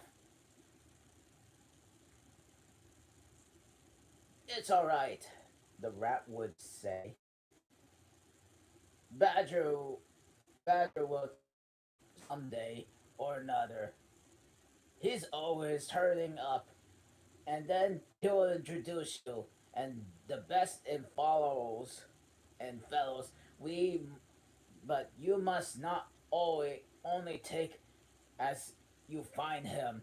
And when you find him, could you, could couldn't you ask him here dinner or some ask him here dinner or something? Said the mole. He wouldn't come, Ra- replied the rat simply. Badger hates society and invitations and dinner and all sorts of things. Well, supposed to go and call him? Well, then supposedly to go and call him? Suggested Mole. Oh, I'm sure he wouldn't like that at all, said the rat, quite alarmed. So he's very shy, and he would be sure to be offended. And I never even ventured to him to call him at his own home myself, though I know him so well. Besides, we can't. It's quite out of the question. Besides, because he lives in the very middle of the wildwood. Well, I suppose he does. Well, I suppose he does, said the mole. You told him that the wildwood was all right, you know. Oh, I know. So it is, replied the rat. But I don't think you would go there just now, just not yet. It's long way. He wouldn't be at home at this time of the year anyhow. He'll be coming along someday if you want wait quietly. The mole had to be very content with this, but the badger never came along, and the very day he brought his amusement, he was not till it was not until summer was long over, and the cold and frost and myriad ways kept them in much indoors, and the swollen river raced past outside their windows with a speed that mocked the boating and any sort of kind, and he found his thoughts dwelling again and with a much persistence on the solitary gray badger who lived his own life by himself in his hole in the middle of the wildwood. time, the rat slept in a great deal, retiring early and rising late. During his short day, he sometimes scribbled poetry or did another's called domestic jobs about the house, and of course there are always animals dropping in for a chat, and then consequently there was a good idea for a storytelling and comparing notes on the past summer and all its doings. Such a rich chapter it had been. When one come to look back on the all and restrict, all illustrations and so numerous and so very highly colored, the pavement of the river bank that marched steadily along unfold itself, and the scene pictures that succeeded each other in a stately procession. Purple loose strip, st- um, strife arrived early, shaking luxuriant tangled locks um, along the ledge of the mirror, which is its own face laughing back at um at it.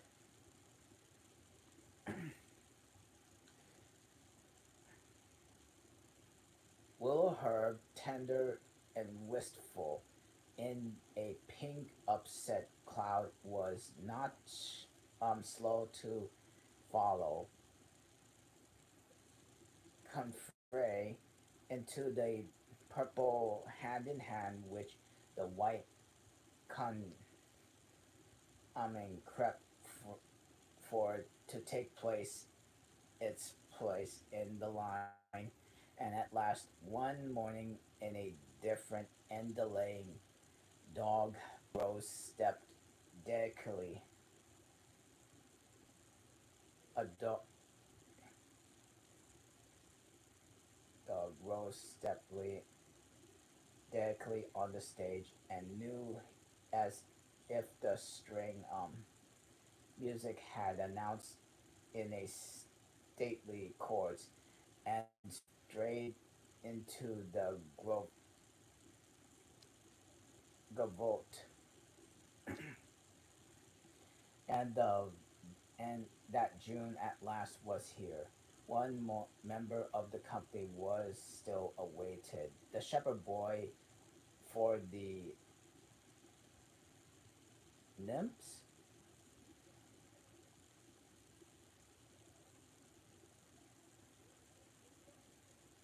to woo was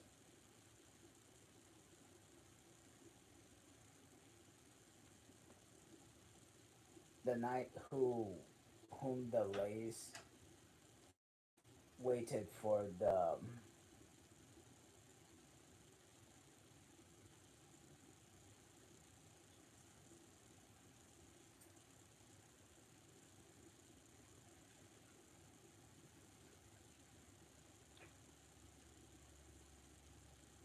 poets,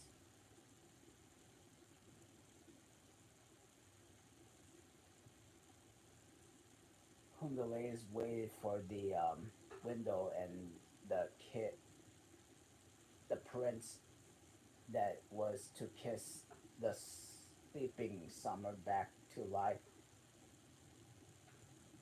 and love. But whenever meadows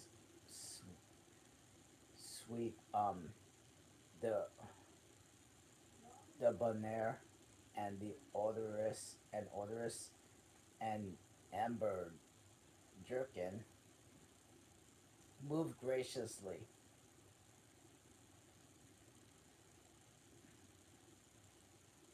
to his place in the group. Then the play was ready to begin, and what a play it had been, drizzling animals such as their holes, while wind and rain were battering at their doors. Recall in a keen mornings in an hour before sunrise, when the white mist as yet under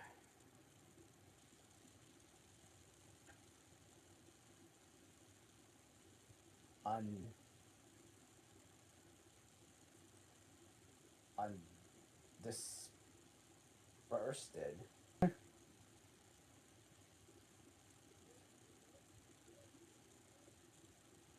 clung closely along the surface of the water. Then the water then the shock of the early plunge the scrapper along the bank, and the radiant transformation of light and air and water, and then suddenly the sun was with them again, and gray was gold, and color was born, and spring earth. Once more, they recalled by a languorous siesta of hot midday, deep in green undergrowth, the sun striking through in tiny gold shafts and spots, and the bolting and batting of the afternoon. The rambles along dusty lanes and through the yellow cornfields, and the long cold evening at last, when so many dreads were gathering up, so many friends round, and so many adventures planned for the morrow. And there was plenty of talk about their those short winter days, and the animals found themselves right around the fire. Still, the mole had a good deal to spare time on his hands, and so one.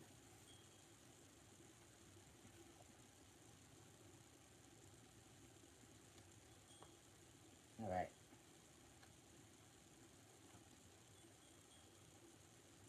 I think I'm gonna actually read at least 6 chapters, because one, two, three, four, five, six. Yeah, six. So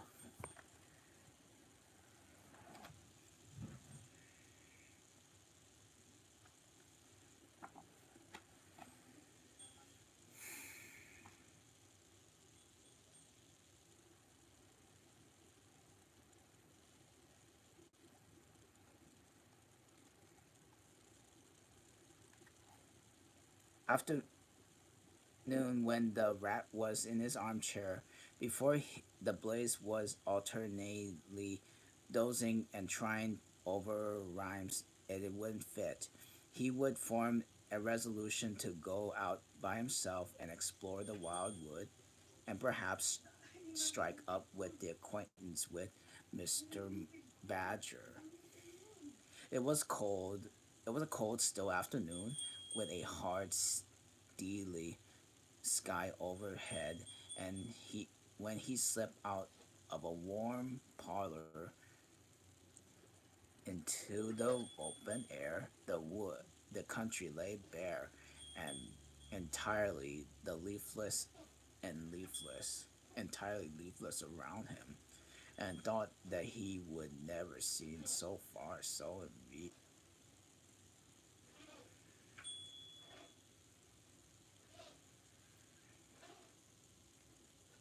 intimately into the the sides of the insides of the things as they are as on the winter day when nature was deep in her annual slumber and seemed to have kicked the clouds off copses, dells,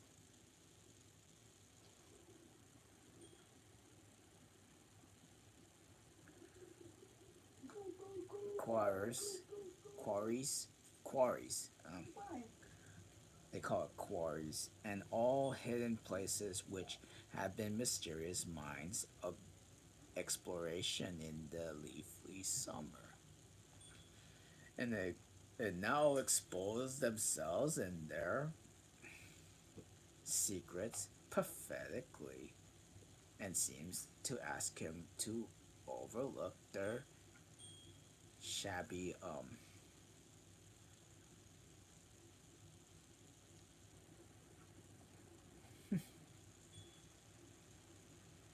provertly for a while till they could not they could ride in the rich masquerades as before. The trick of in of intense hymn and with the old deceptions, it was painful in a way, and yet cheering even to ex- exhilarating. He was glad that he liked the the country undecorated and hard and stripped of his finery. He had got down to the bare bones of it.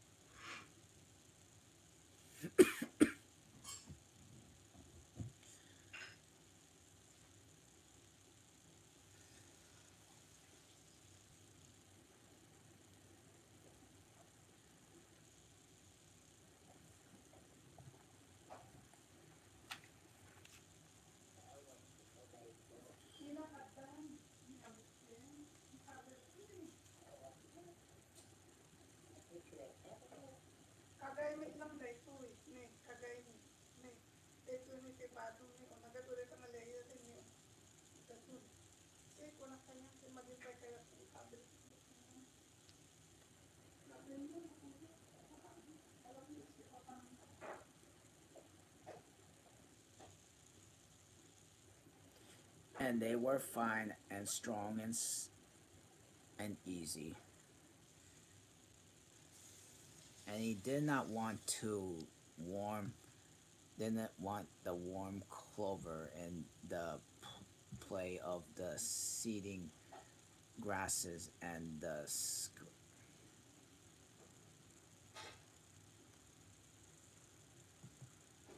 screens of the quickset of the billow drapery of the beech and the elm, and seemed the best away. And with a great cheerfulness of the spirit, he pushed on towards the wild wood, which they before him low in threatening, like a black reef in still some still southern sea. There was nothing to alarm him at first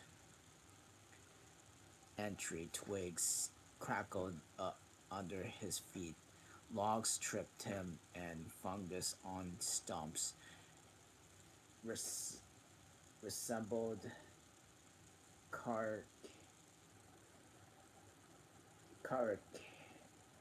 car- creatures and startled him to the moment in their likeness to something familiar and far away. But it was all fun and where the light was less, and the trees crouched nearer and nearer, and the holes made ugly mouths at him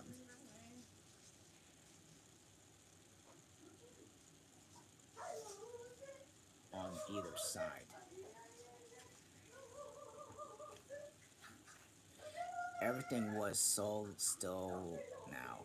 The dusk advanced to him steadily, rapidly, gathering in behind before, and the light seemed to be draining away like flood water, and the faces began. It was over his shoulder and distantly that he first thought he saw a face, but it was a little very wedge-shaped face looking at him in a hole. When he turned and when he turned and comforted, the thing had vanished. He quickened his pace, telling himself cheerfully not to begin imagining things, or there would be a there would be such a no end to it. He passed another hole, and another, and another, and then there was yes, no, yes, certainly a narrow face with hard eyes and flashing up with an intense from a hole. It was gone. He hesitated, braced himself to for an effort, and strolled on. And suddenly, and as if it had been so all the time, every hole and far and near, there were hundreds of them, seemed to possess its face, coming and going rapidly, all fixing on him glance of, of menacing and hatred, all of the hard eye, all sharp, evil and sharp. He could get a, if he could get away from the holes in the banks, he thought he would not be no more faces. He swung off the path and plunged into the untrodden places in the wood. Then whistling began. Very, the very, the faint and shrill was and far behind him. When he saw, when first he heard it, but somehow it made him hurry forward. Then, still very faint and shrill, it sounded far away from him, and made him hesitate and want to go back. As he hauled in the indecision and broke out on either side, it seemed to be caught by a past or throughout the whole length of the wood to its first limit. And they were up and alert and ready and ready vendedly, whoever they were, and he was alone and unarmed and far from any help, and the night was closing in. Then pattering began, and he thought it was only the leaves at first, so slight and dedicated was sound of it. But is but then as it grew, it took a regular rhythm, and he knew it for nothing else but a on the pat pat pat of little feet, still very long way off. It wasn't in front or behind. It seemed to be first one and the other, then both. It grew into it grew and it multiplied until in the very corner as he listened anxiously, leaning his way in that it seems it seemed to be closing in on him, and still he stood still to Herkin.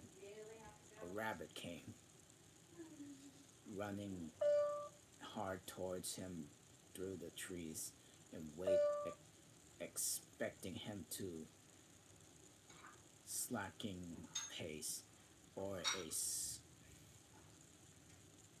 to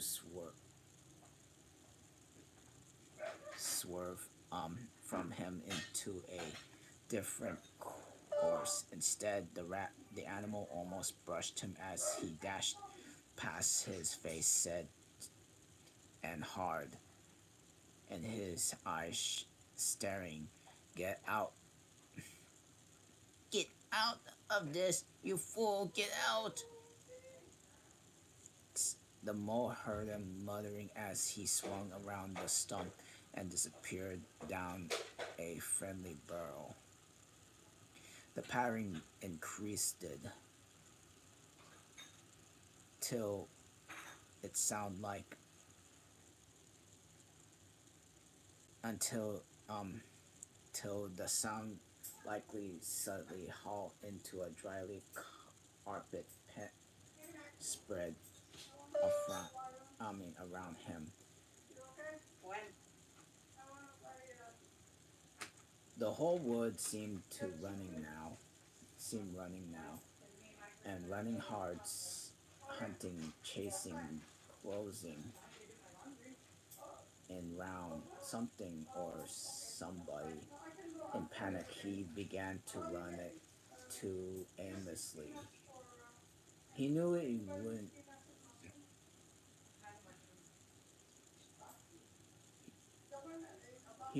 would not wither. He would ran up against things. He fell over things, into things. He darted under things and dodged around things. At last, he took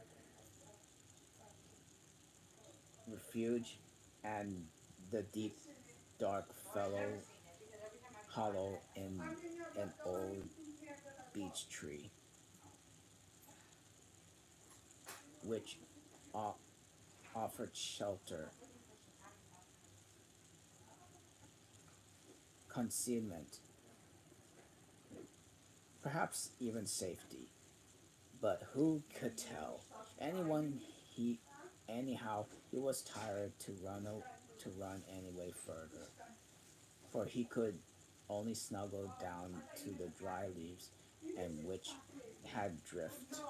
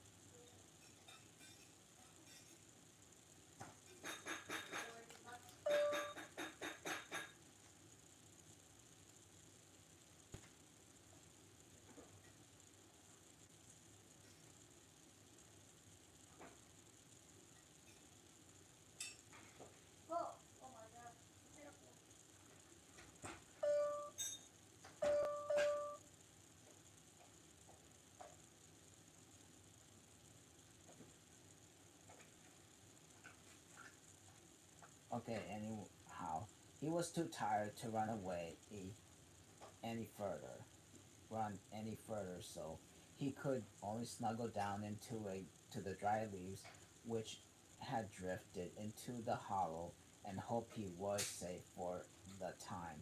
As he lay there, panting and trembling, and listening to the whistlings and the patterings outside, he knew it at last that in its fullness, that dread thing which other little dwellers in the field and the hedgerow had encountered here, and known as the darkest moment, that thing which Rat had vainly tried to shield him from the terror of the wild wood. Meantime, the the rat, warm and comfortable, dozed by his fireside. His paper hat of his half finished verse slipped from his knee, and his head fell back, his mouth open, and he wandered by the vendered banks of the dream rivers. And then a coal slipped, the fire crackled and sent up to a spurt of flame, and he woke from the start, remembering that he would engage upon, and he reached down to the floor for his verse pour over him in a minute, and then he looked around for the mole to ask him if he knew a good rhyme for something or other. But the mole was not there. He listened for a time, and the house seemed very quiet, and he called Molly several times, and he receiving no answer, and got up and went out the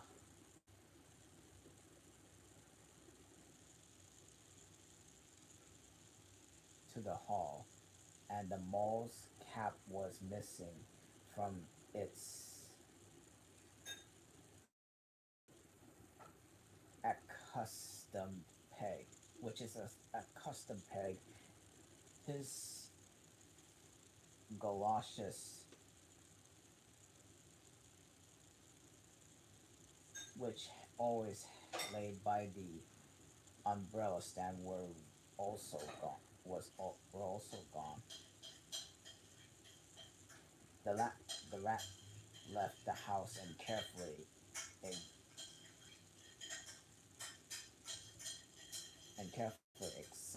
minded minded the muddy surface of the ground outside, hoping that the mole find the mole's tracks, where there were sure enough the, that the galoshes were new and just brought to for the winter.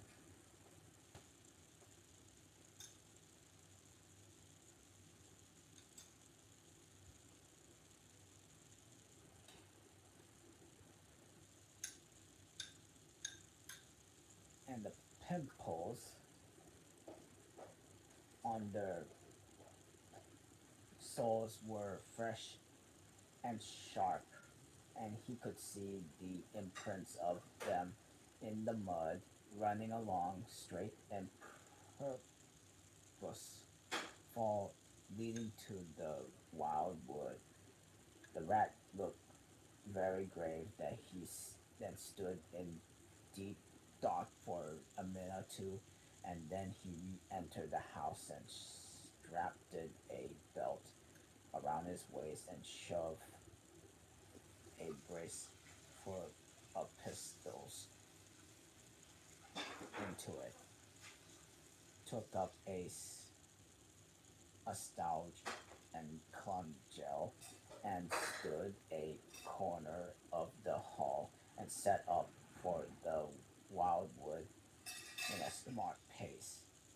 It was already getting towards dusk, and when he reached to the first string of the trees, he plunged without hesitation into the wood, looking anxiously at either side and any sign of his friend. Here and there, wicked little faces popped out of the holes, then vanished immediately. The sight of the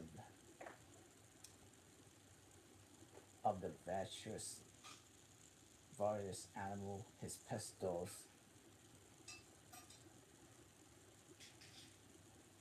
and the the great ugly cudgel of his grasp, and the whistling of his pattering, which had heard quite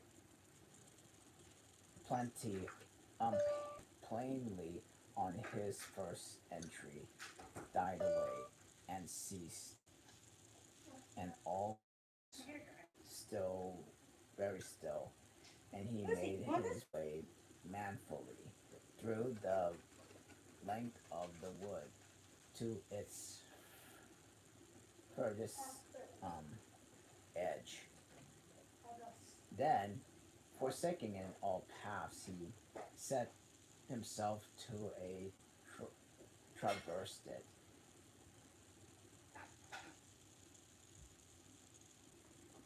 laboriously working over to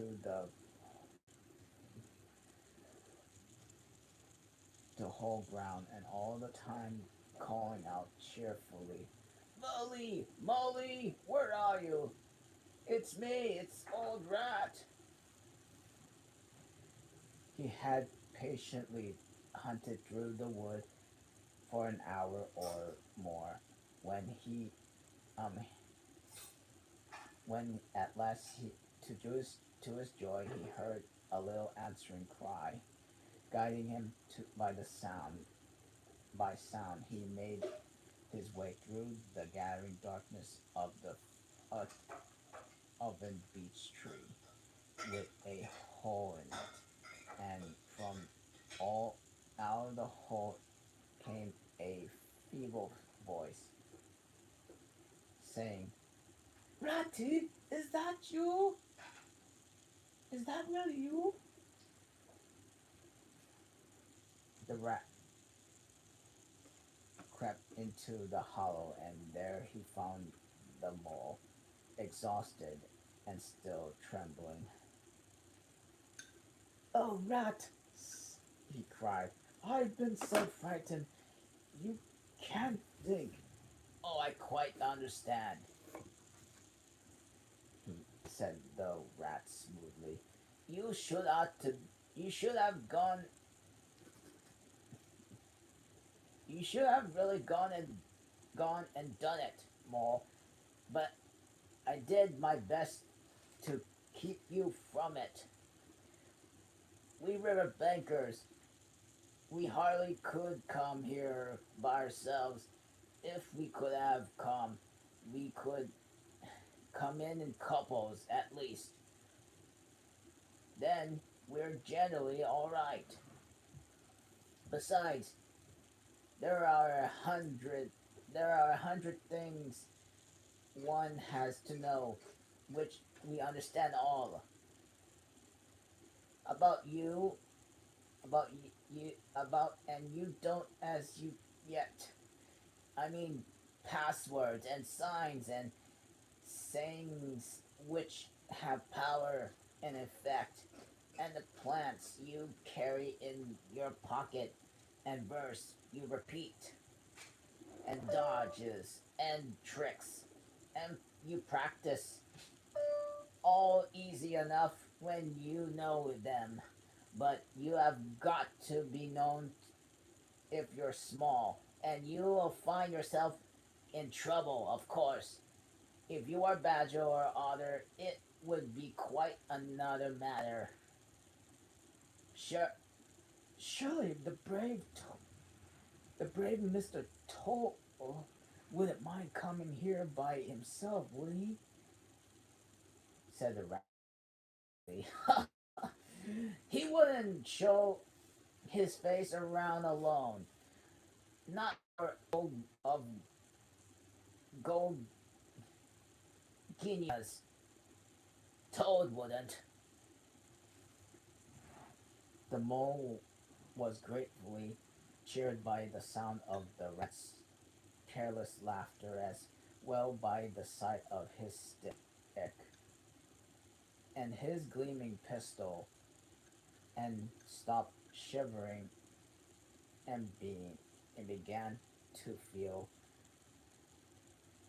bolder and more himself again.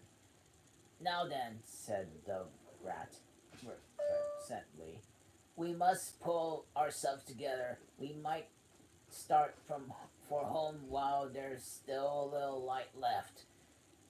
It would never do to spend the night here. You understand? Too cold, and for one thing, dear Ratty, said the poor mole. I'm dreadfully sorry, but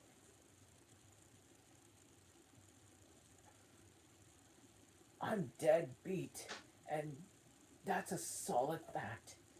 You must let me rest for a while long, and get my straight back if I'm to get home at all. Oh, all right, said the good-natured rat. Rest anyways. It's pretty nearly pitch dark now. Anyhow, there ought to be a bit of moonlight later. So the mole got well into the dry leaves and stretched himself out, and presently dropped off into sleep through the to a broken trouble sort, while the rat covered himself up too, as best he might for warmth, and lay patiently waiting for with a pistol in his paw.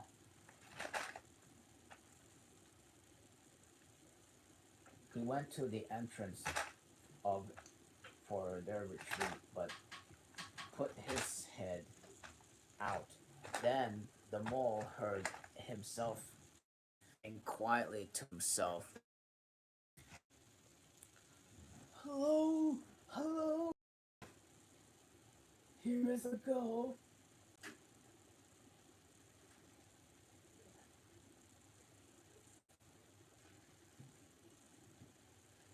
Hello, hello, a go. Here is a go. What's up, Ratty? Said the mole. Snow is up, replied the rat briefly. Or rather down, it's snowing hard.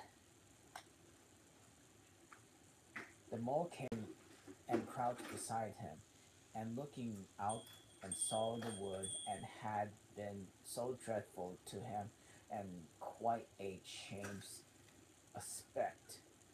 Holes, hollows, pools, pitfalls, and other black menaces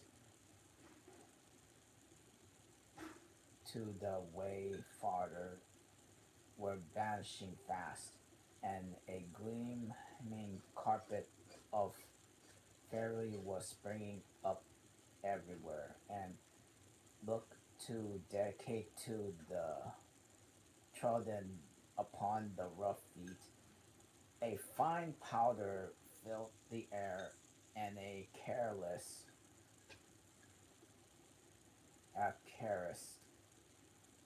and cheeked with a tangled in its touch, and the black holes of the trees showed up in a light that seemed to come from below.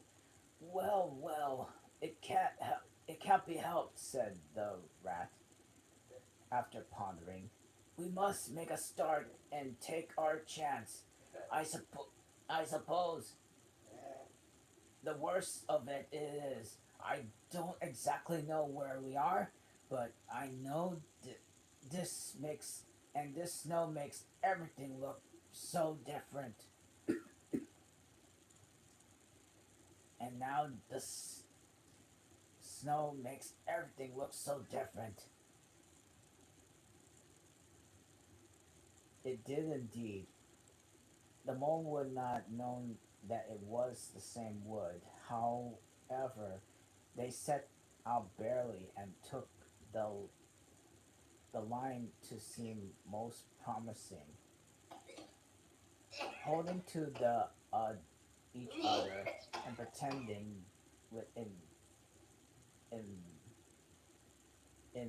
with invincible carefulness, and they recognize an old friend in every fresh tree that grimly and silently greet them, or saw openings, gaps, or paths in a familiar turn in them.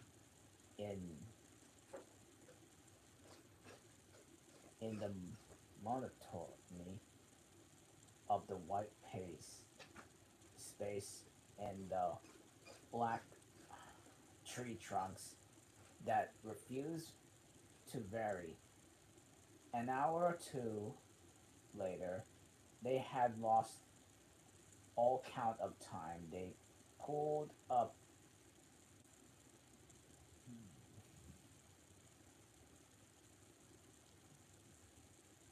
unspiritually,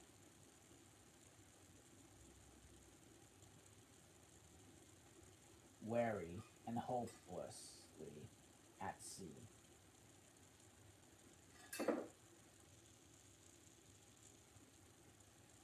and sat down in a fallen tree trunk, how to recover their breath and considered it was to be done. They were aching with tiredness. I mean, fugitive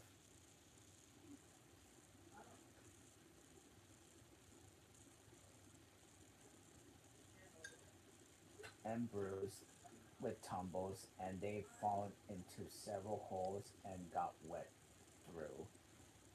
The, the snow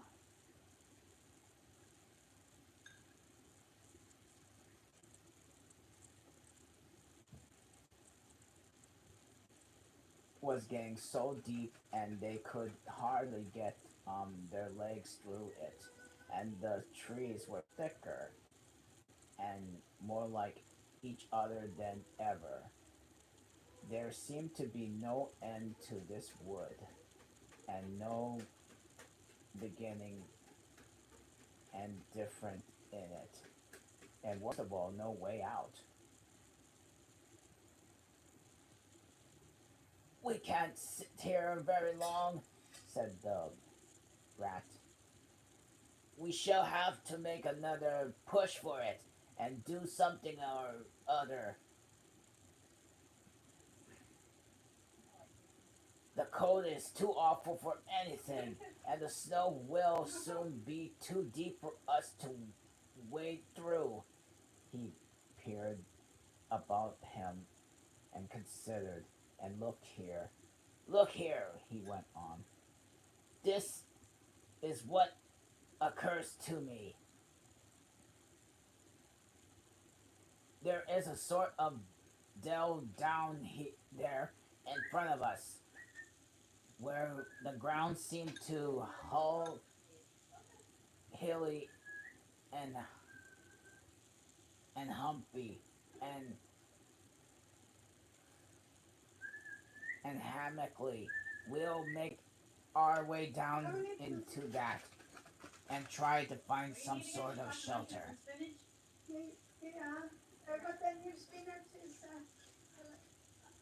A cave or a hole and a with a dry floor to it. Somehow of the snow in the wild in the wind, there will have to we'll have good rest before we try again. For we're both of us are pretty dead beat. Besides, snow may leave off or something may turn up. So once more they have got to their feet and struggled down to the dell, where they hunt about a half ca- for a cave or some corner that was dry and a protection from from a keen wind and whirling snow. They were investigating one of the hammockly bits. The the rat had spoken off when suddenly the mole tripped up and felt forward on his feet with a squeal. "Oh, my legs!" he cried. "Oh, my poor shin!"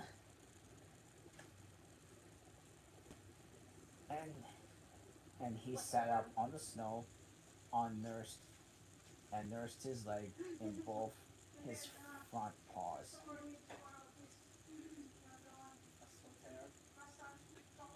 "Poor mole, poor old mole," said the rat kindly. "You don't seem to be having much luck today, don't you?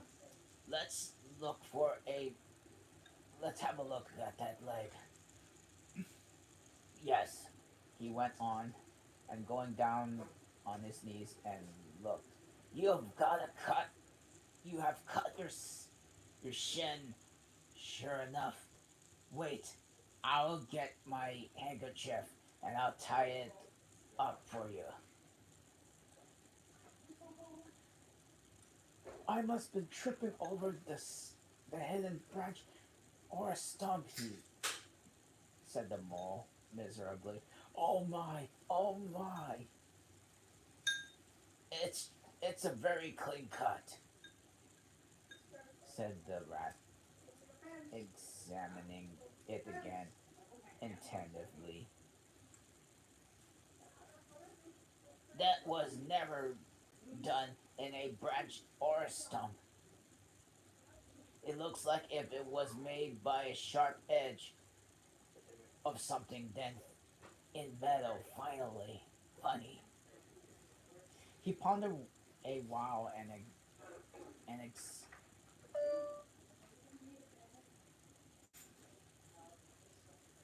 and examined the humps and the slopes and surrounded them. "Well, never mind what done what done it," said the mole, forgotten his grammar in his pains. "It hurts just the same, whatever done it." But the rat, after carefully trying to up the leg with his handkerchief, trying and left it him to it was busy scrapping and the snow was busy scrapping in the snow, and he scratched and shoveled and explored up all four legs, working busily, while the mole waited impatiently and remarking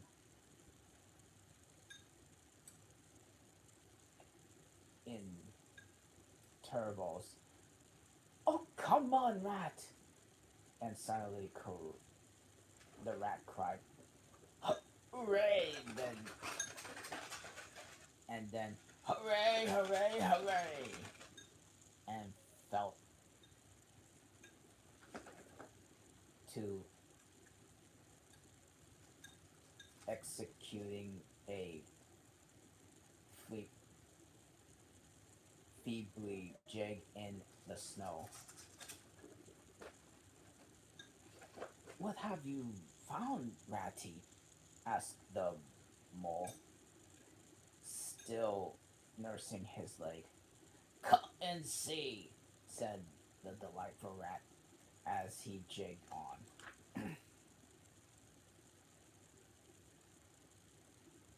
The mole hobbled up to the spot and had a good look. Well, he said at last slowly, I see it right enough. Seen the same sort of thing before lots of times. Familiar object. I call it a door scrapper. Well, a door scrapper. Well, what of it?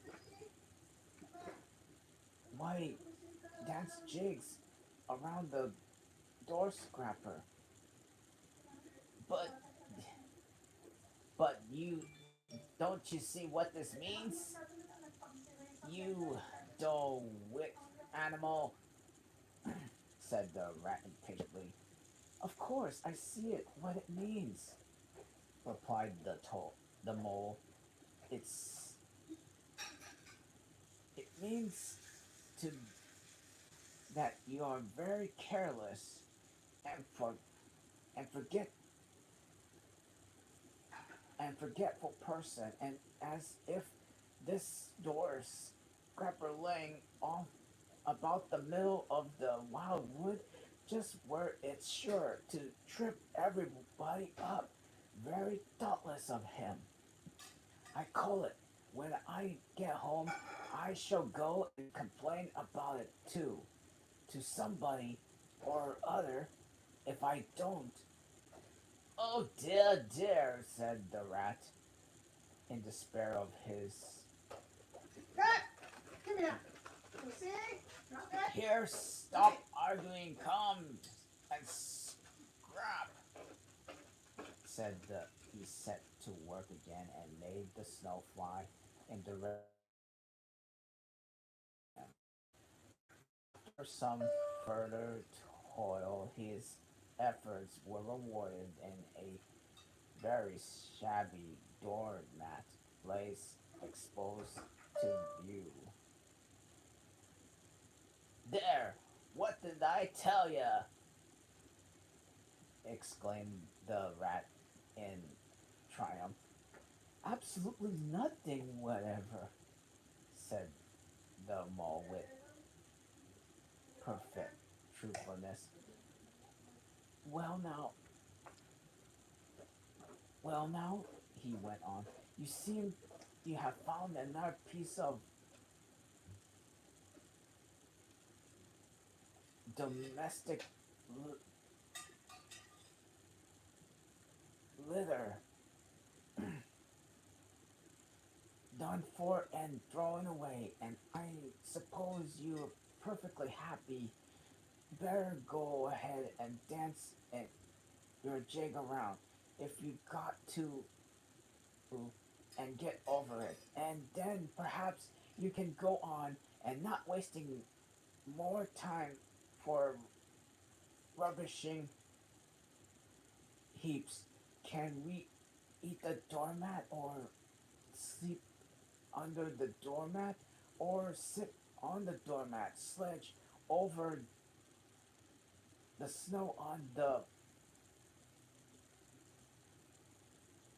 expiration? You,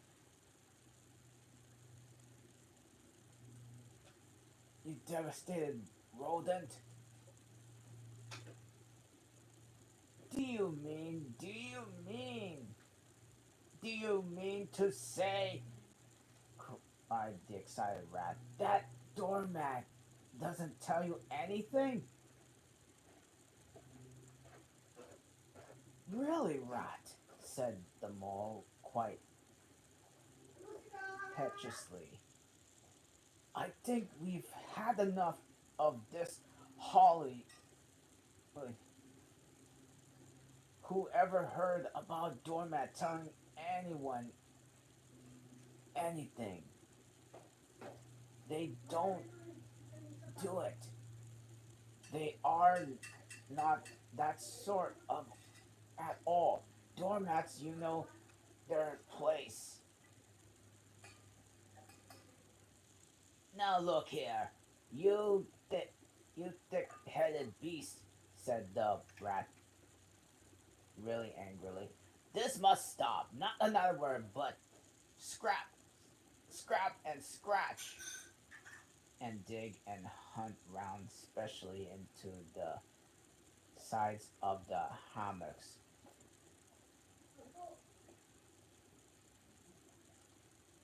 I mean, this must stop. Not another word, but scrap, scrap, scratch, and dig and hunt down, especially on the sides of the hammocks. If you want to sleep dry and warm tonight, this is our last chance." Then the rat attacked the snowbank besides them in Odor,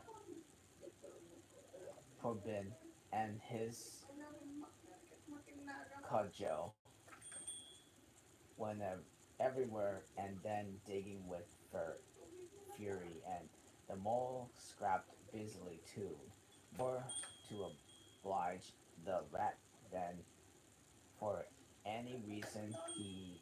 His his opinion his friend was that his friend was getting lightheaded. Then some 10 minutes hard work, and the point of the rat's cudgel struck something in a sound hollow. He worked till he got to a paw, drew and feel. Then he called Mole to come and help, and hard at went animal animals till the last results of their labors stood a fool in view of astonished and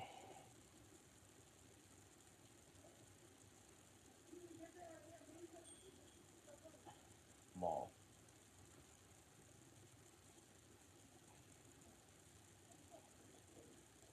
And the side of a what seemed to be a snowbank stood a solid looking little door, painted in dark green. An iron bell pull hung by the side and bellowed it on a brass plate neatly engraved in a square capital letters, and they could read by the aid of the moonlight.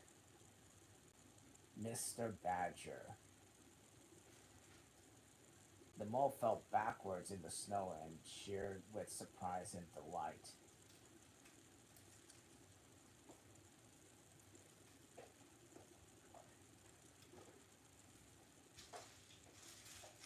"Rat!" he cried. "You are a wonder, a real wonder. That is what you are. I see it all. You argued it out step by step and the wise head of yours, and from the very moment I felt the cut of my shin, and you looked at the cut, and it's at once, and your majestic mind said to itself, 'Door scrapper.' And then you turned it to found the very door scrapper that done it. Did you stop there? No, some people would have been quite satisfied, but not you. Your intellect went on working. Let me let only just find a doormat says to yourself, but in my theory it's proved. And of course, you found the doormat. You're so clever. I believe you couldn't find anything like you. Now says you that exists as plain as I saw it. There is nothing else remains to be done but to find Will. I read it about a sort of thing in the books. I have never come across it before in real life, and don't go through the. You have properly appreciated, and you simply wasted here among us, fellows. Who I only had your head, Ratty.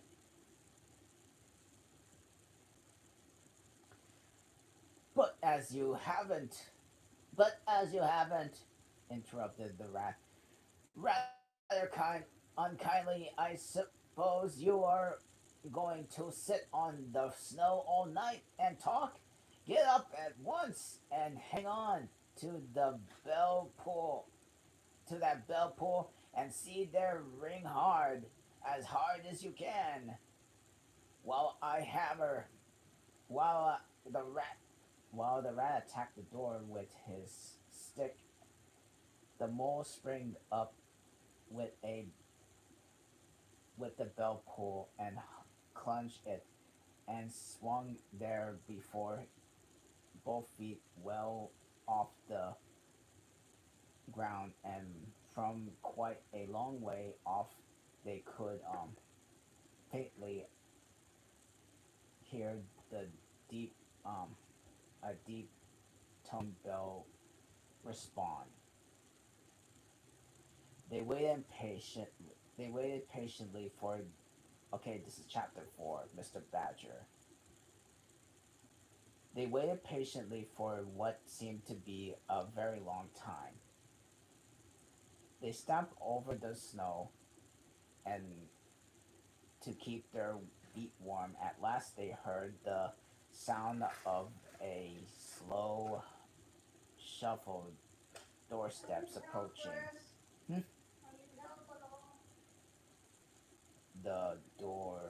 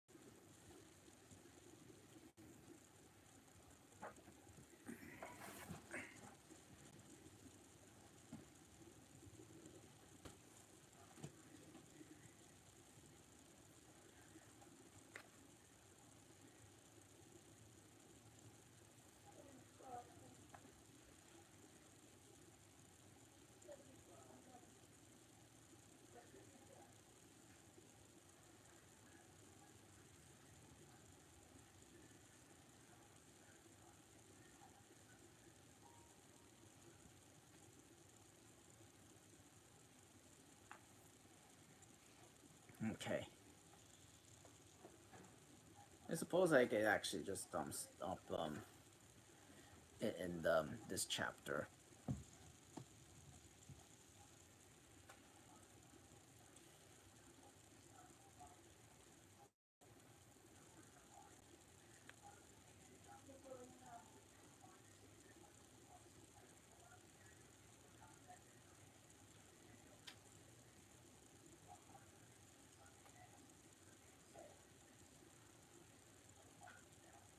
Let's just actually see if I could just try to make it a three-part episode.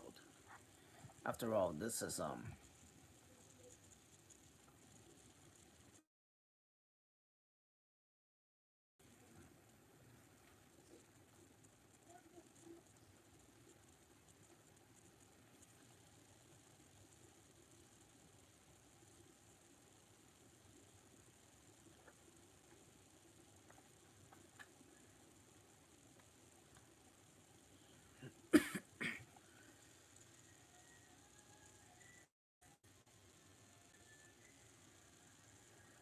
inside.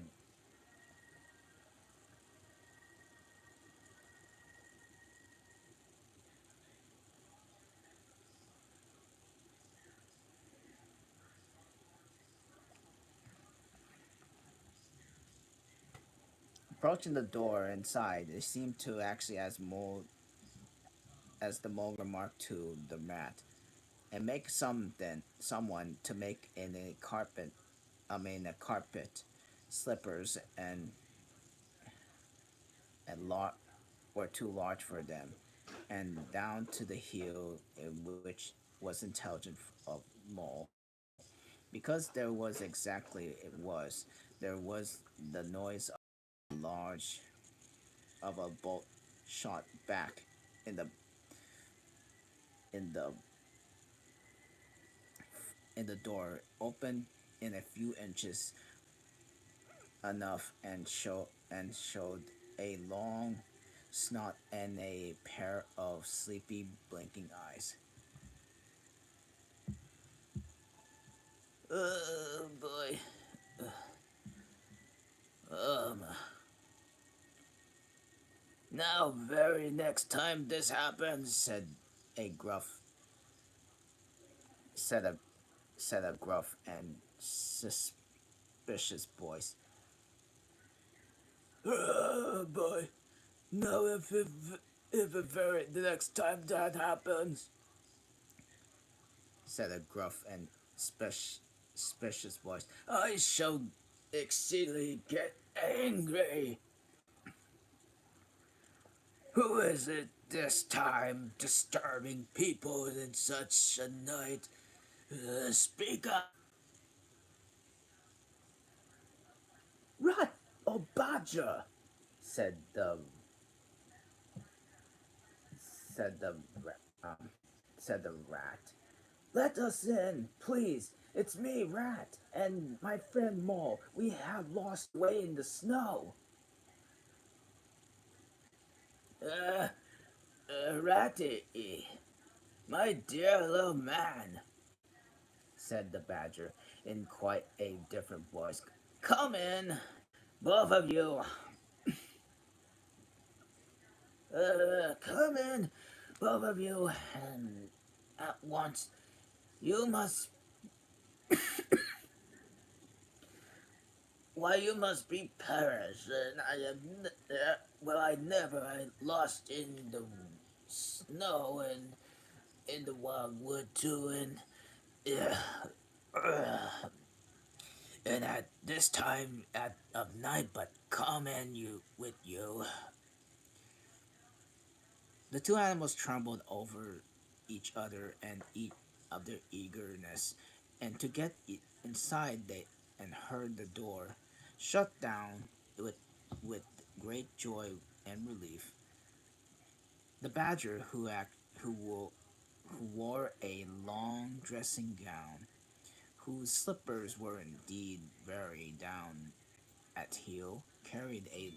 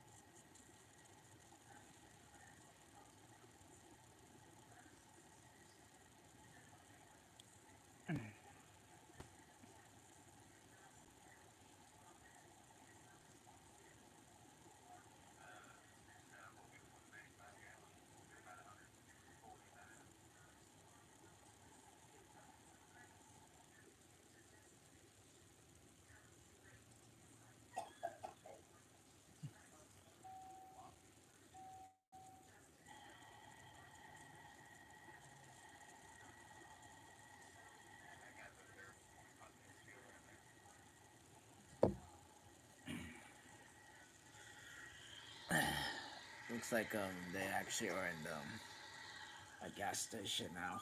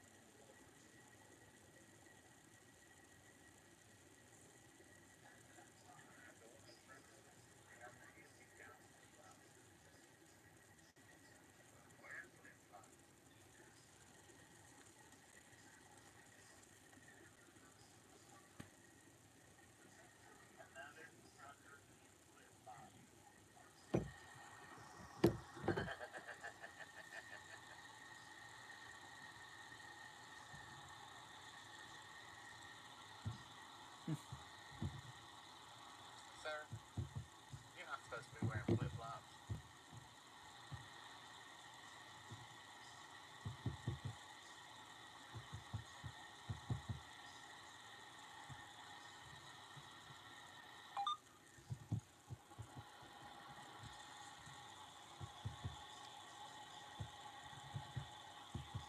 Flip flops and shorts.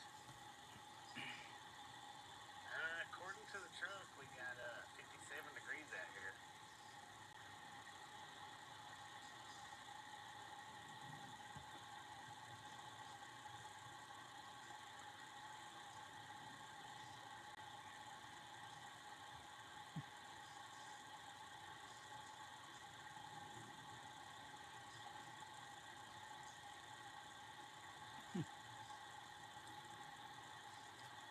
All right, we'll see if we can make it back. Did you guys see him take the fuel nozzle and lay it down on the ground?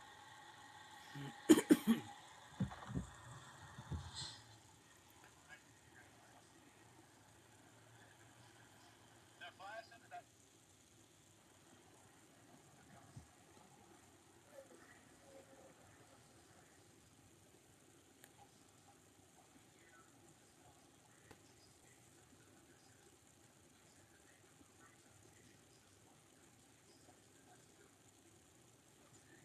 I think I could actually just stop for like the fourth chapter.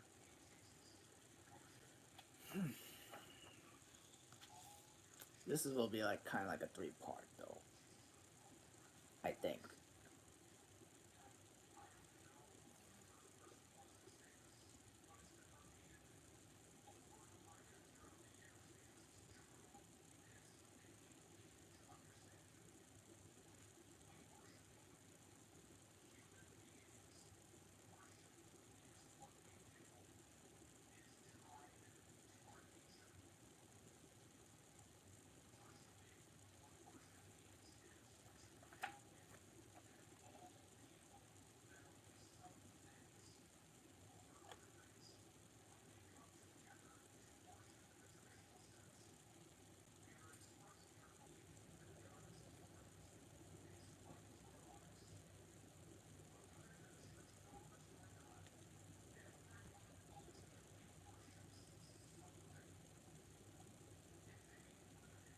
Yeah, we'll just do at least four chapters today.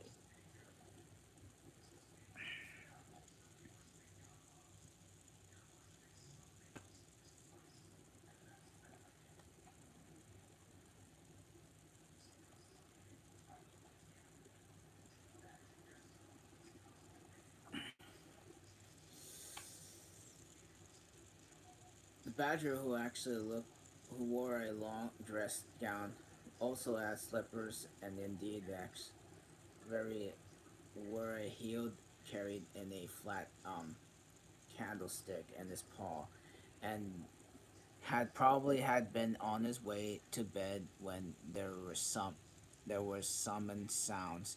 He looked kindly down on them and pat their heads, and this is not the sort of night for the animals to be out. And he said paternally, I'm afraid, uh, I'm afraid we have come to some of you have come some of your pranks again, Reggie. But come into the kitchen, and it, in there's a first riding down uh, there, and supper and everything. He shuffled on to them, carrying the light, and following them, nugged each other in an ap- anticipating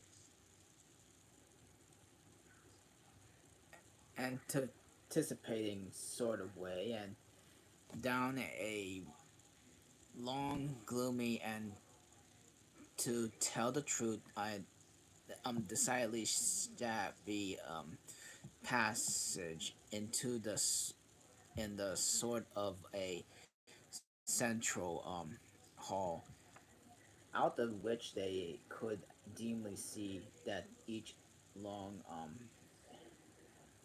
uh,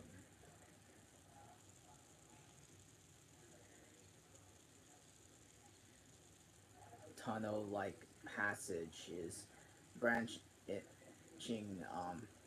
passage mysterious without um, apparent end.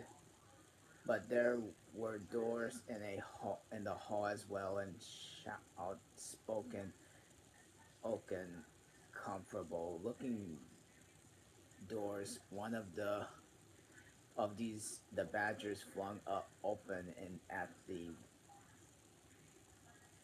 found themselves in the glow of a warmth of a large firelit kitchen, and though and the floor was all worn black brick, and on the wide hearth burnt of a fire logs between the two attractive chimney corners tucked away in the wall, well out of the expect expect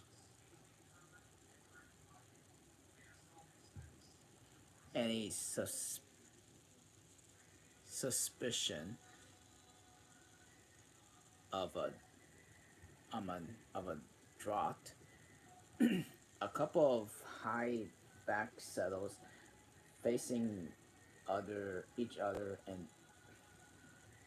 and side of the fire, and gave another sitting con- combination and of the sociability indisposed, and the middle of the room stood a long table of plain boards placed and on trestles with branches downside on each other, and each of it there were an armchair stood pushed back and spread in remains of the badger's plain but ample supper. Rows of spotless plates linked from the shelves and of the dressers at the far of the end of the room, and from of rafters over the hung arm hams, bundles and dry herbs, nets of onions and baskets of eggs, and seemed to place their heroes in a fitly feast after victory. There were harvesters who lined up in the scores along with the table and keep their harvest homes with a mirth and song, or two or three friends who simply taste and could see about as they pleased. The eat and smoke of talk of comfort and commitment, and the rudely brick floor smiled up and smoky ceiling and oaken settles and shiny with long where exchange fearful glance in each other plates. On the dresser, grin at pots on the shelf, and the merry firelight flickered and played over everything without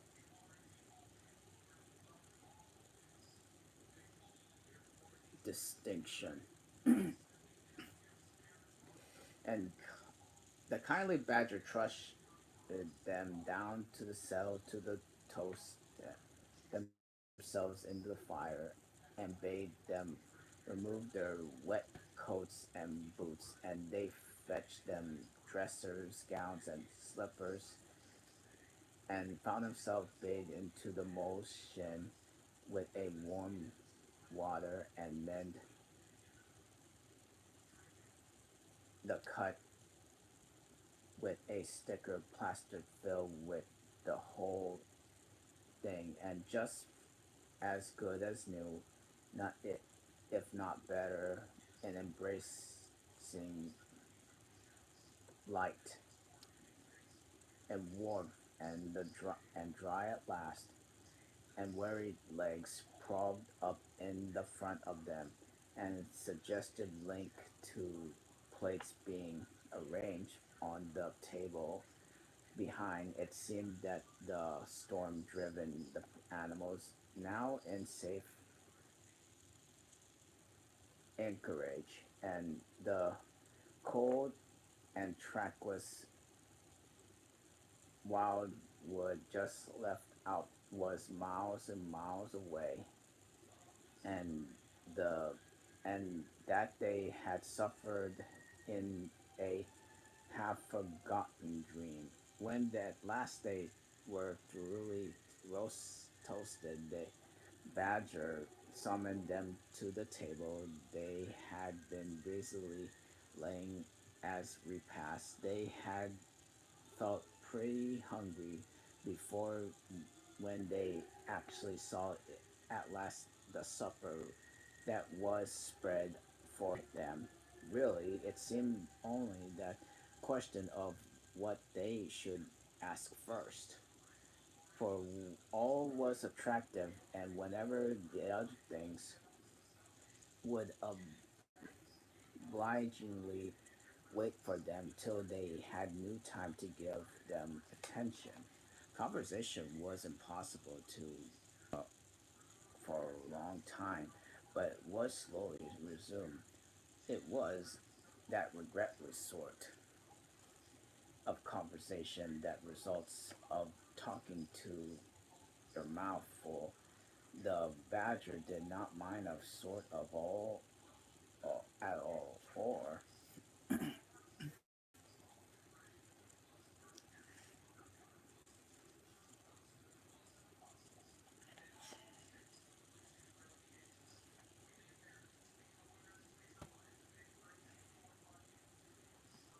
he did not even take notice of bellows on the table, or everybody speaking at once.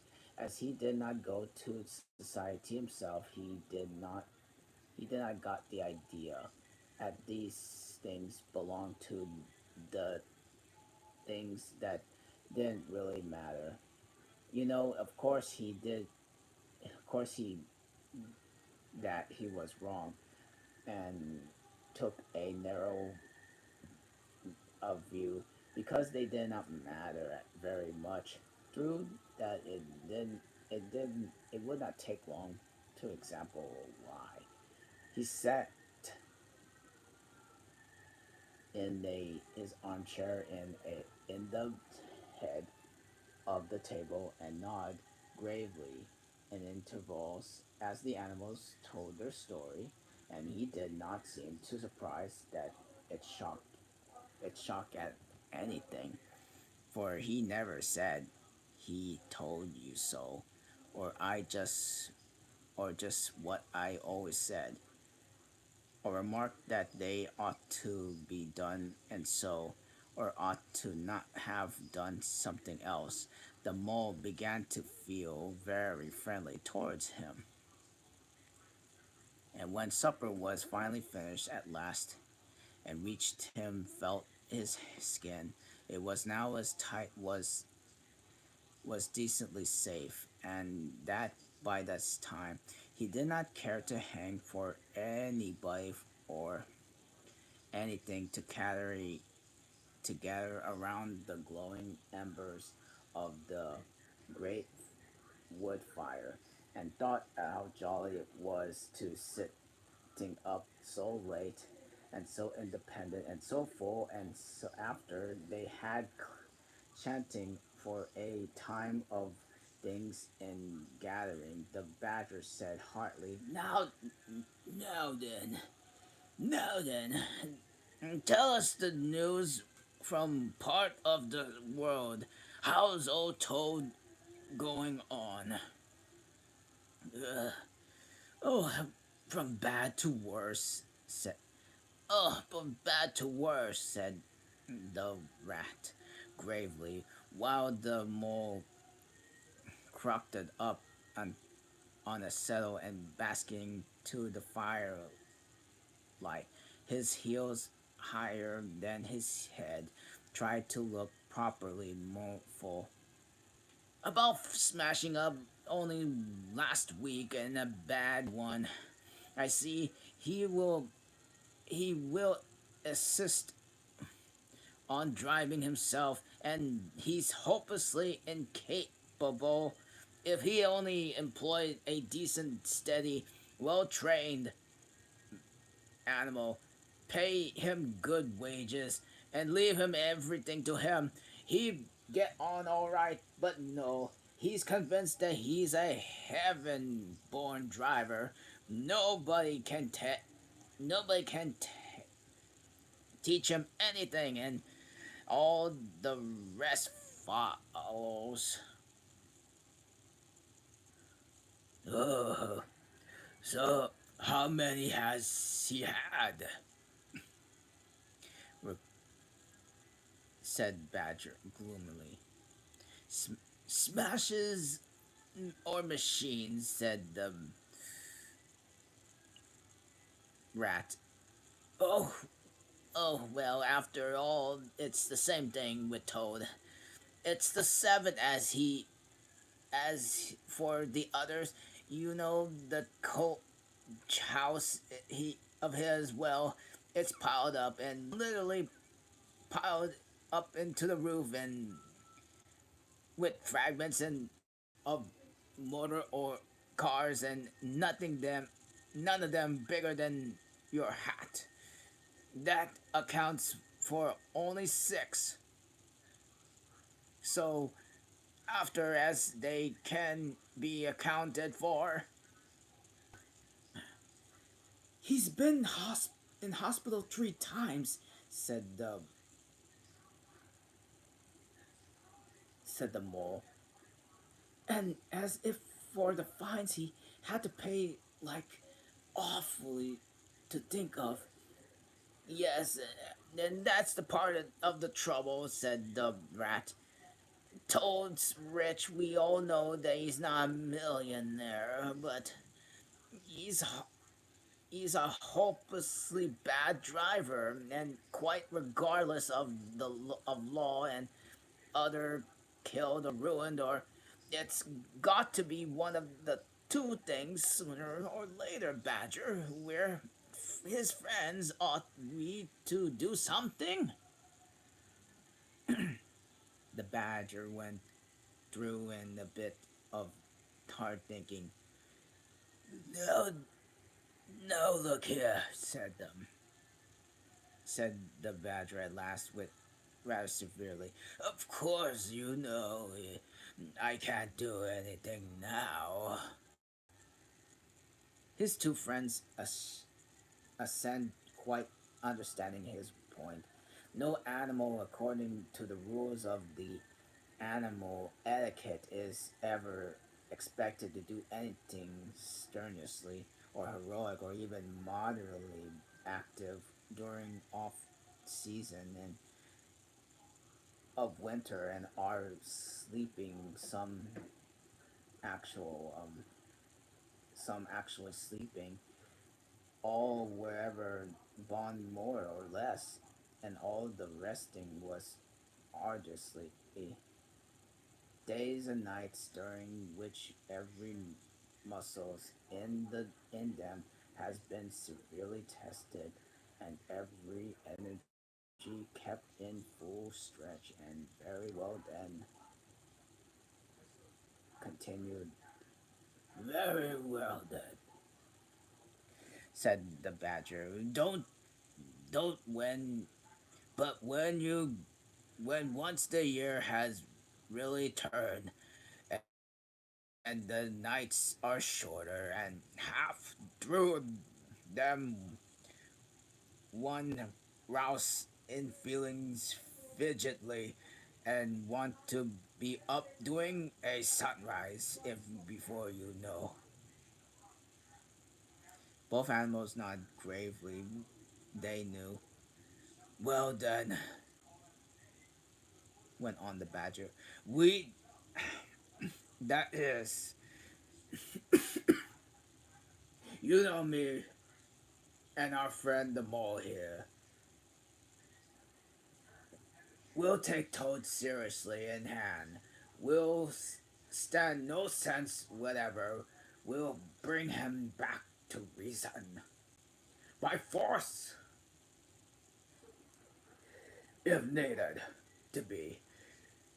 We'll make him be sensible toad. Make him a sensible toad. Well, you're well, you're a sleep rat. Not me. Not me, said the rat, waking up with a jerk. He's been asleep for 2 times since supper, said the mole, laughing. He said quite his he felt himself was feeling quite wakeful and even lively, and though he did not don't know why. This the reason why was, of course, that he been naturally and underground by the birth and breeding of the situation of Badger's house exactly suited him and made him felt feel at home, while Rat, who slept the very night in the bedroom in the windows which opened on a breezy river, naturally felt the atmosphere still and pro, processive. Well, it's time that it's time that we are all in bed, said the badger, getting up and fetch flat candle sticks. Come along, you two. I'll show you your quarters. I'll take you time tomorrow morning and breakfast at any hour you please. He conducted the two animals to a long room and to be half a bed seemed half bed chamber and half loaf. And the badger's window stores, which indeed were invisible whenever it took up half the room, and piles of apples and turnips and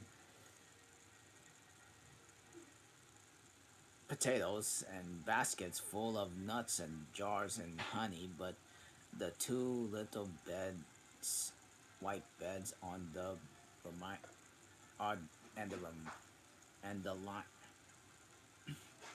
on the remainder of the floor looked soft and inviting, and the lining on them, Drew of course was clean and smelled beautifully with lavender, and the mole and the rat shaking off their garments and some 30 seconds trembling in between the sheets and got joy and contentment, and accordingly, in accordance with the kindly badger's injunctions, the two tired animals came down to breakfast and late very next morning and found a bright fire burning the kitchen, and the two young hedgehogs sitting on the bench on the table eating oatmeal porridge and from a wooden bowls. The hedgehogs dropping their spoons rose to their feet and ducked their heads respectfully as the two entered. There, sit down, sit. Yeah, there, sit down, sit down, said the rat pleasantly, and go on with the porridge. Where you, where you have, where have you youngsters come from? Lost your way in the snow, I suppose?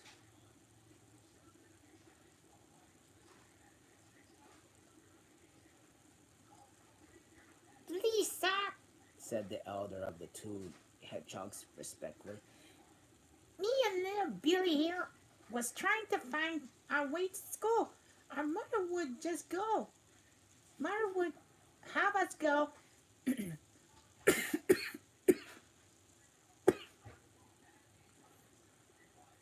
Was the weather ever so? And of course, we lost ourselves, sir.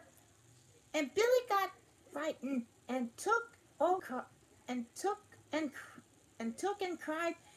Being young and faint-hearted, at last we have happened up against Mr. Badger's back door and made so bold as to knock, sir, for Mr. Badger is a kind-hearted gentleman, as everyone knows.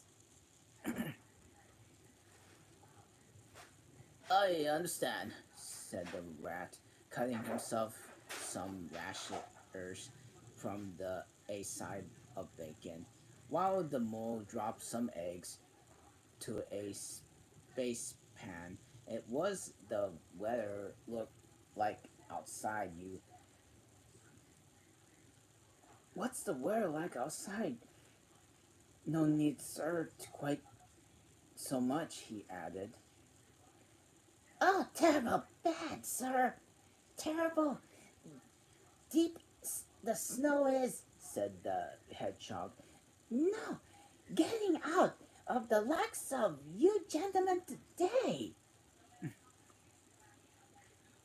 Where's Badger? Said Mole as he warmed the coffee pot before the fire.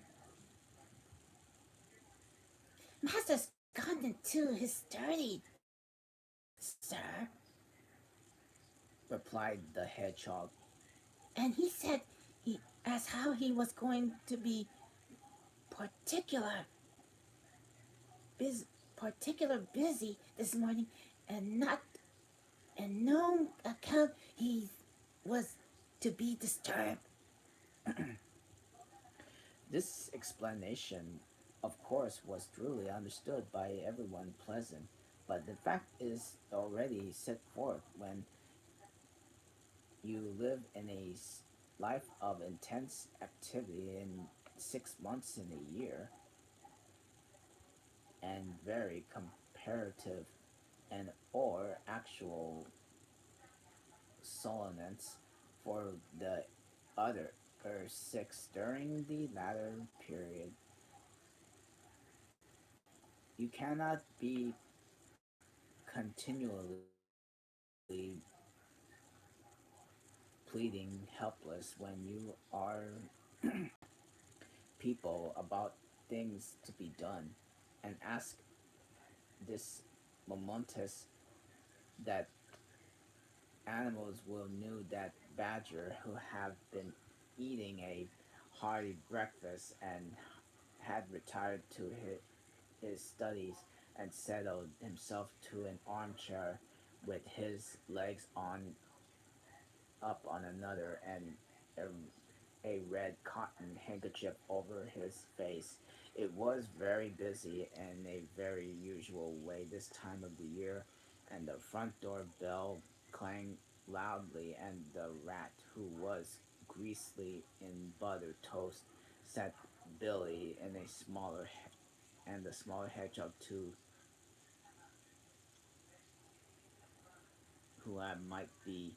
There was a sound of much stamping on the hall, and presently Billy returned from front of the otter, who actually threw himself at the rat with an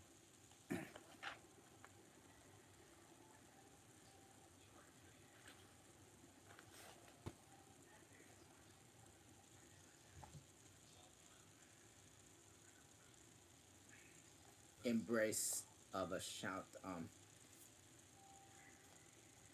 and a shout of affection.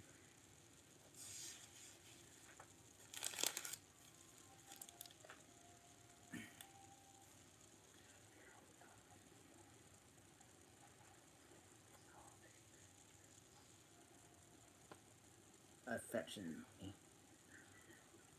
Get off! Sputtered the rat with his mouthful. Do I have find you here all right? Said the otter cheerfully. They they were all in a great state of alarm along the river bank when I arrived this morning. Rat never had Rat have never been home all night, nor Mole either. Something dreadful must had happened, they said, and the snow had been up all your tracks of had covered all your tracks, of course, but I knew when people are in any fix of mostly when to Badger, or else Badger got to know of it somehow, and so I straight up here through the wildwood and the snow. My, it was fine. Coming through the snow was as the red sun as rising and showing against the black trunk tree trunks as you went along in the stillness. Every now and then mass of snow slid off and branches suddenly with a flop, making you jump, run, and for cover. Slow castles and snow caverns and shrug up out of nowhere in the night, and snow branches, terrace, ramparts. I could have stayed and played them for hours. There we and there in great branches we have torn away in a sheer weight of the snow, and robins perch from hop on them and eaten perky concealed way, just as if they had done it themselves. A rag string of wild geese passed over and high in a gray sky, and a few rooks whirled over the trees, inspected in flap over homewards, and this disgust expression that I have not sent being asked for news of it. Of about half cross, I came to a rabbit sitting on a stump, cleaning his face in the paws. He was pretty scared. He was a pretty scared animal when I crept behind him and faced a heavy forepaw on his shoulder. I had to cuff his head once or twice to get any sense out of it at all. And at last I managed to extract him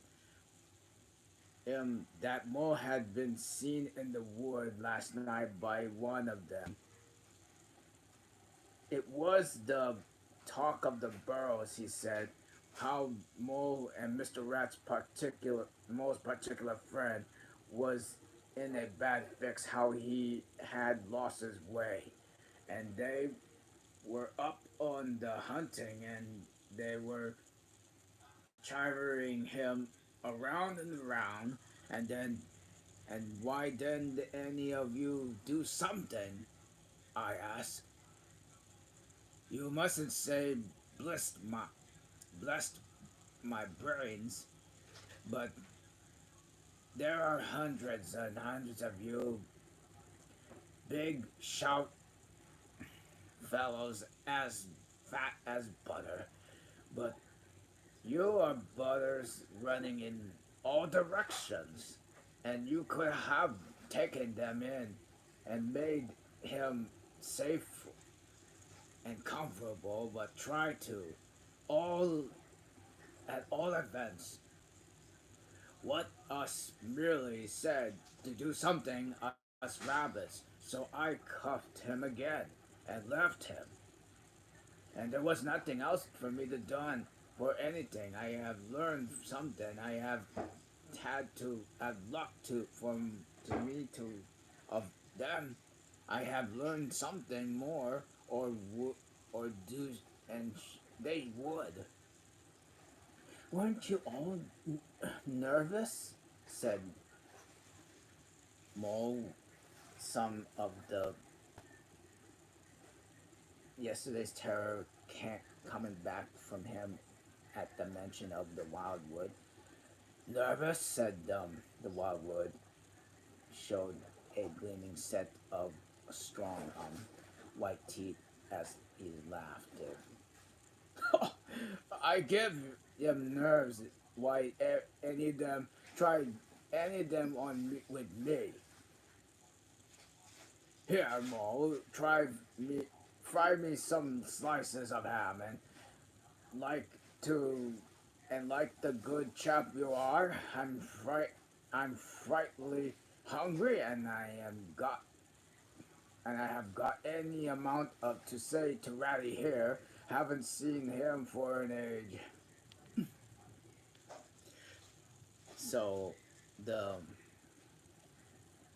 the good natured mole have cutted some slices for ham for it, and and set the hedgehogs to fry it, and returned to his own breakfast, while the otter and the rat their heads together, eagerly talking to River's shop, which is long shop, talked to at an endless run on the like a blathering river um itself.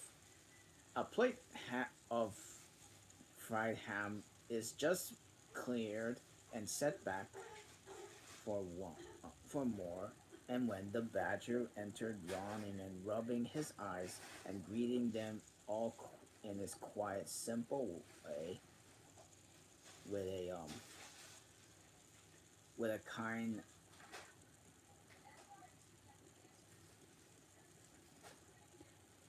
and cares for everyone, it must be getting uh, it must be getting on for lunchtime, said he remarked it to the otter. Better stop and have it all with us. You must be hungry this cold morning. Rotter, ra- replied the otter, winking at the mole. The sight is this greedy young hedgehog stuffing themselves in fried ham and makes me positively famished. The va- the hedgehogs were all just beginning to be feeling hungry again after porridge and after working so hard in their frying. And looked temptly at Mr. Badger, who were too shy to say anything.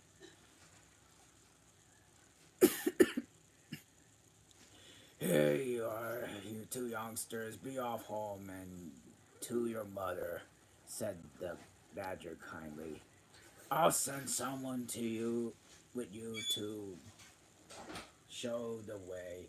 You don't want you don't want any dinner today. I'll be bond. He gave them sixpence apiece and a pat on the head, and then they went off and much respectful and swinging their caps in a touching of their forelocks. Presently, they all sat down to lunch together, and Mole found himself placed next to Mr. Badger as the two were all sitting deep into the river gossip from all which nothing could divert them and could have and took the opportunity to tell Mr. Badger how comfortable, how home-like it felt to him. Once will once well under the ground, and he said, "You know exactly where you are. Nothing can happen to you, and nothing can get you in entirely your own master. And don't you have to constall anybody or mind what they said. Things will go all the same overhead. You'll let them, and don't bother them, and whatever you want go go you go. And there are things that be waiting for you."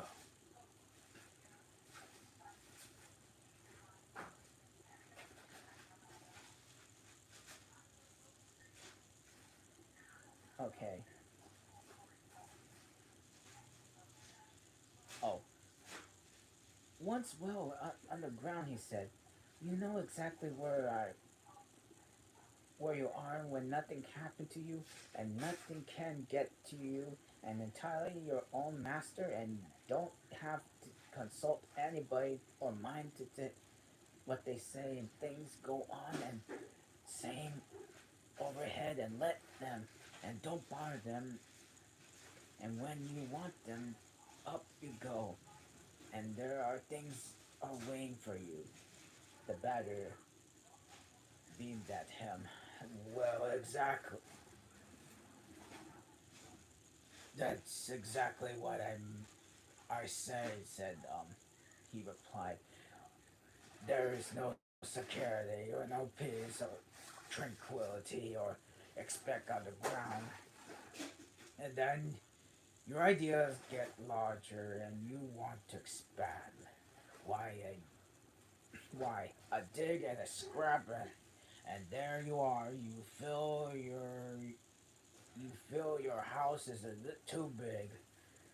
You You stop on a hole or two, or there are again no buildings, no tradesmen, or remarks are passed on to you, but fellows looking over the wall or above all, and no weather. Look at that now. And a couple of feet of flood water. He's not got a full of hard, nothing against Toad. Tall. Quite the best house in parts as the house, but suppose the fire breaks out worse Toad, and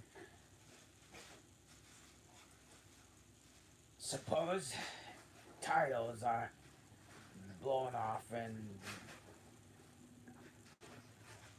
walls sink and crack, or even get broken, or worse Toad. Supposedly rooms are draughty. I hate a draught myself where it is Toad. No up or out of doors is enough for to roam, but about getting one's living in. But under to come at last, that's my idea of home. The more accent hardly with the badger and consequences. Got friendly with him.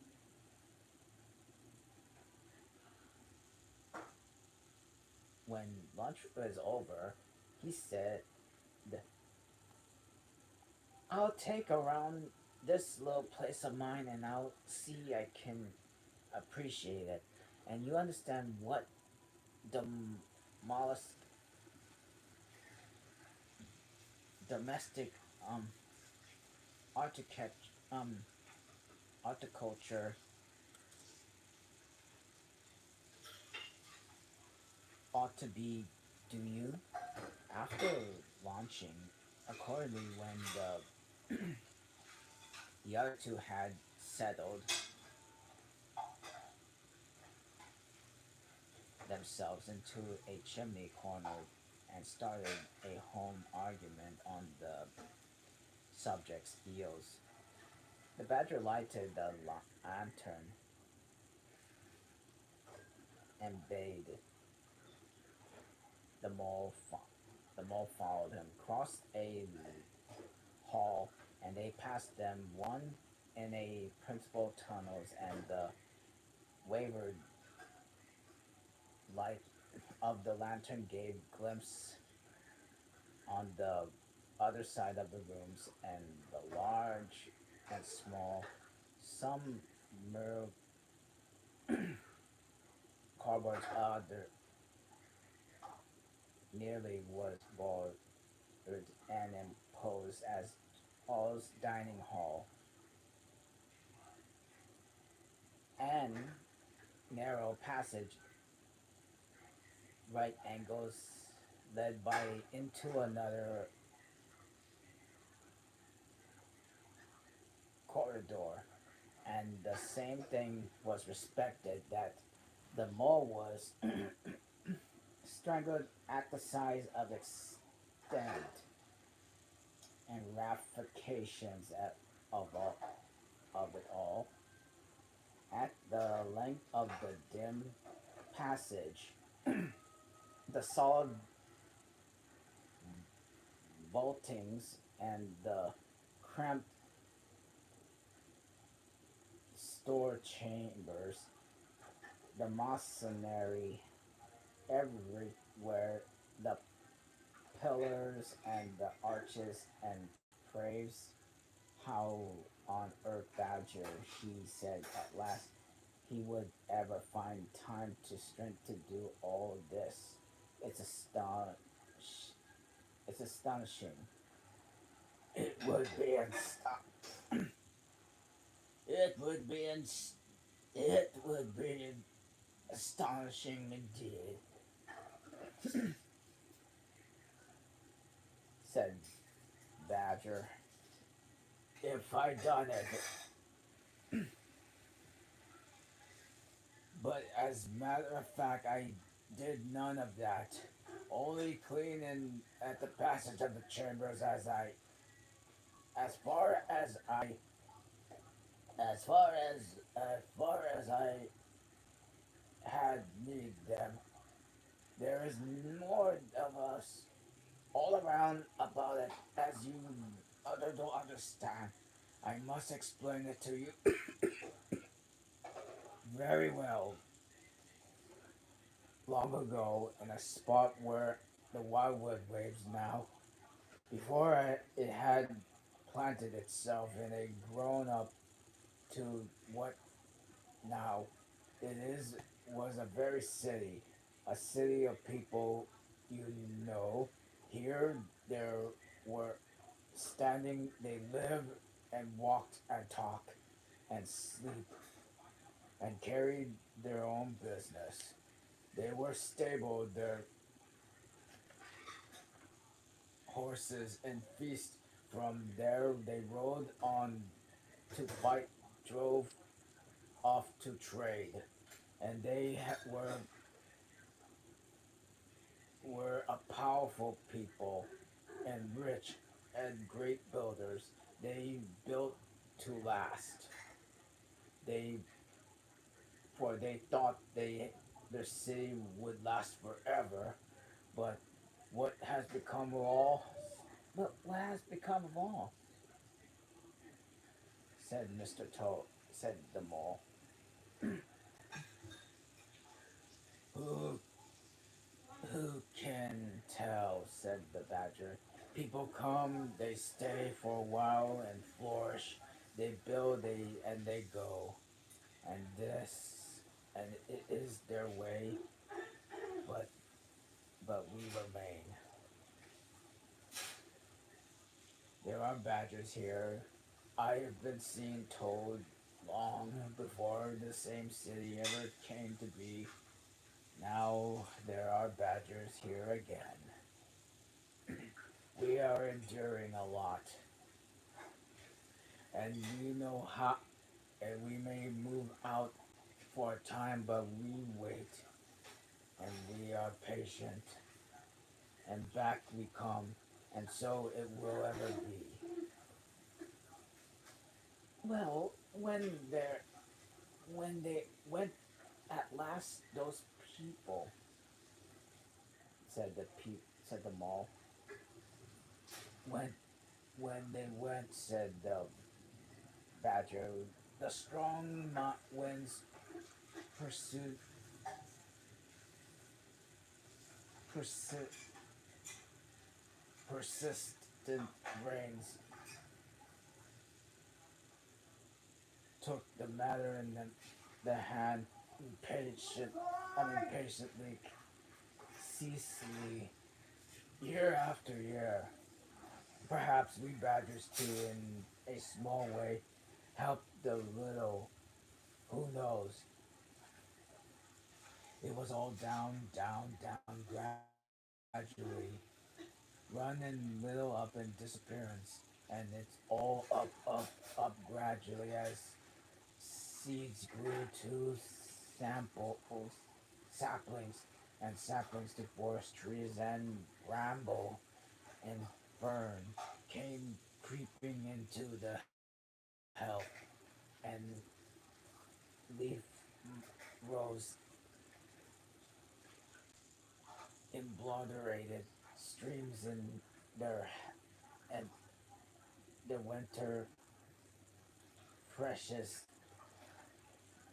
brought sand and soil and clog and to cover in. Of course, in time our house was ready for us again, and we moved in, and both above and above up above us on the surface, the same thing happened. Animals arrived, like the look at the place, look up in the quarters, settle down,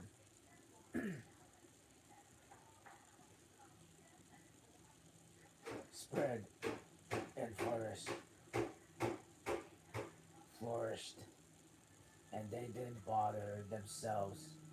But the past, they never do. They're too busy, and place was bit humpty and hill lucky. Naturally, the full houses, but it was rather advantage. But they didn't bother about the future. Ere the future, perhaps the people will go in again, and for a time they as may very well. The wildwood is pretty well populated by now, with all the usual lot, good, bad, or indifference. I have no names. It takes as sorts of making a world.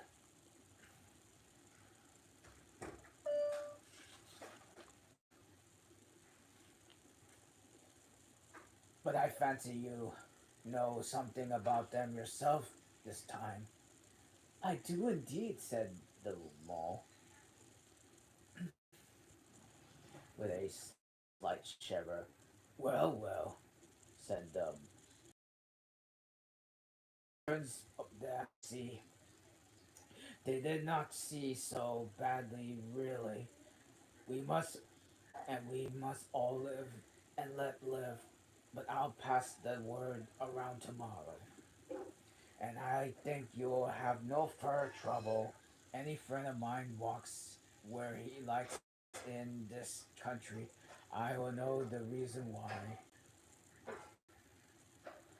When they got back into the kitchen again, they followed the rat up and walking up down, very restless. The underground atmosphere was oppressing him and getting on his nerves, and they seemed to get to be and he seems to get afraid that the river would be running away if he wasn't there to look after it. So he had his overcoat on and his pistols thrust into his belt again.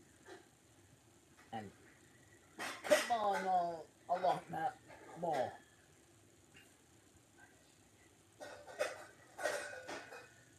He said anxiously as soon as he caught sight of them. We must get off, and while it's daylight, we don't want to spend another night in the wildwood again. I'll be, I'll be all. It'll be all right, my fellow," said the otter. "I am coming along with you, and I know every path blindfolded. And if there's a head that needs to be punched, you can confidently rely on me to punch it.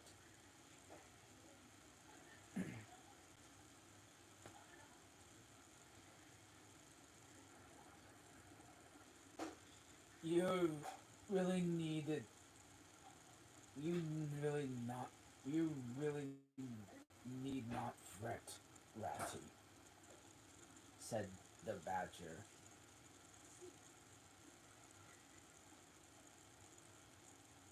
placidly.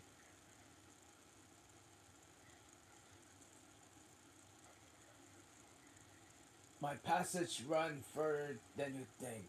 I've bolts. I have bolt holes and edge of the wood in several directions, and I don't care for everybody to know about them. When you really have to go, you shall leave by one of my shortcuts. Meantime, make yourself easy and sit down again."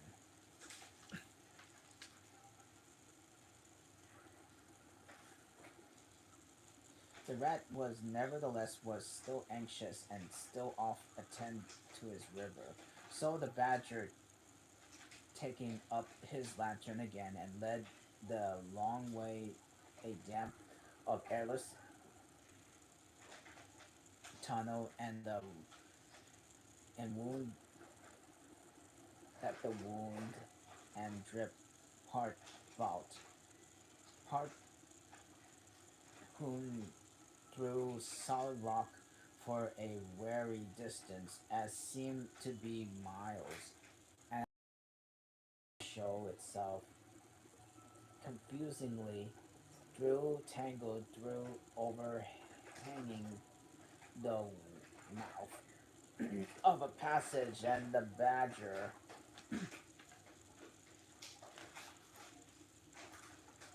bidding them a hastily goodbye and pushing them hurriedly through the opening, and made everything look as natural as possible again. The creepers, brushwood, and dead leaves all and retreated.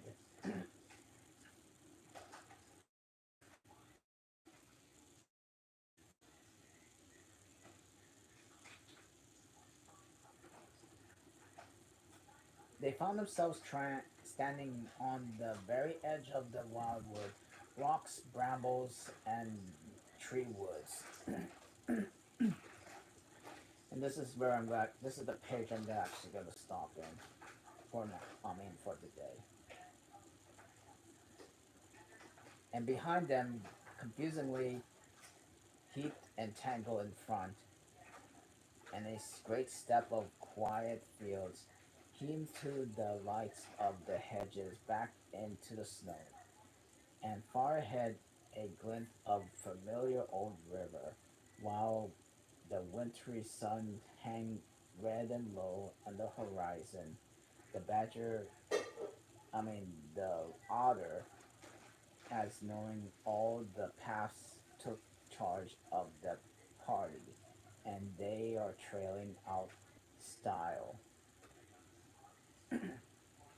Pushing a moment, looking back, they saw the whole mass of the wildwood dense, menacing, compact, grimly set in vast white surroundings.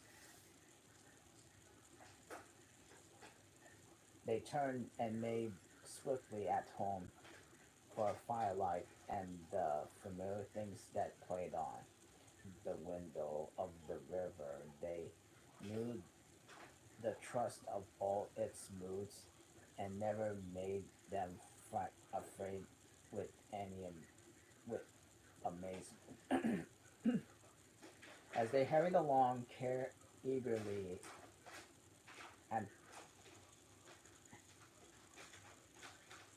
the moment when he would be home again, among the things he knew and like most saw clearly, he of tiled field and hedge growth, linked to a plowed furrow and frequent pasture, and the light of the evening lingers,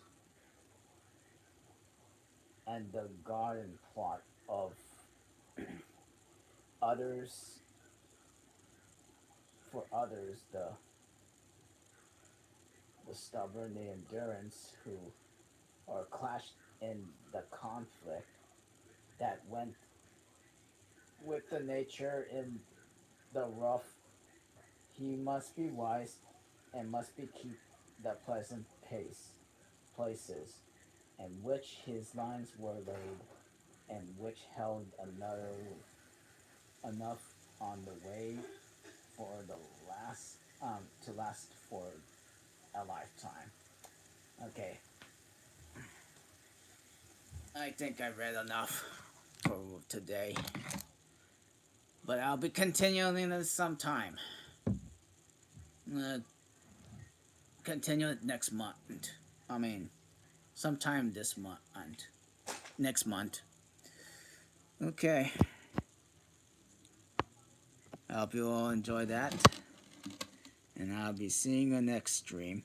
This is GogSauce227 over and out. And I hope you have a good day.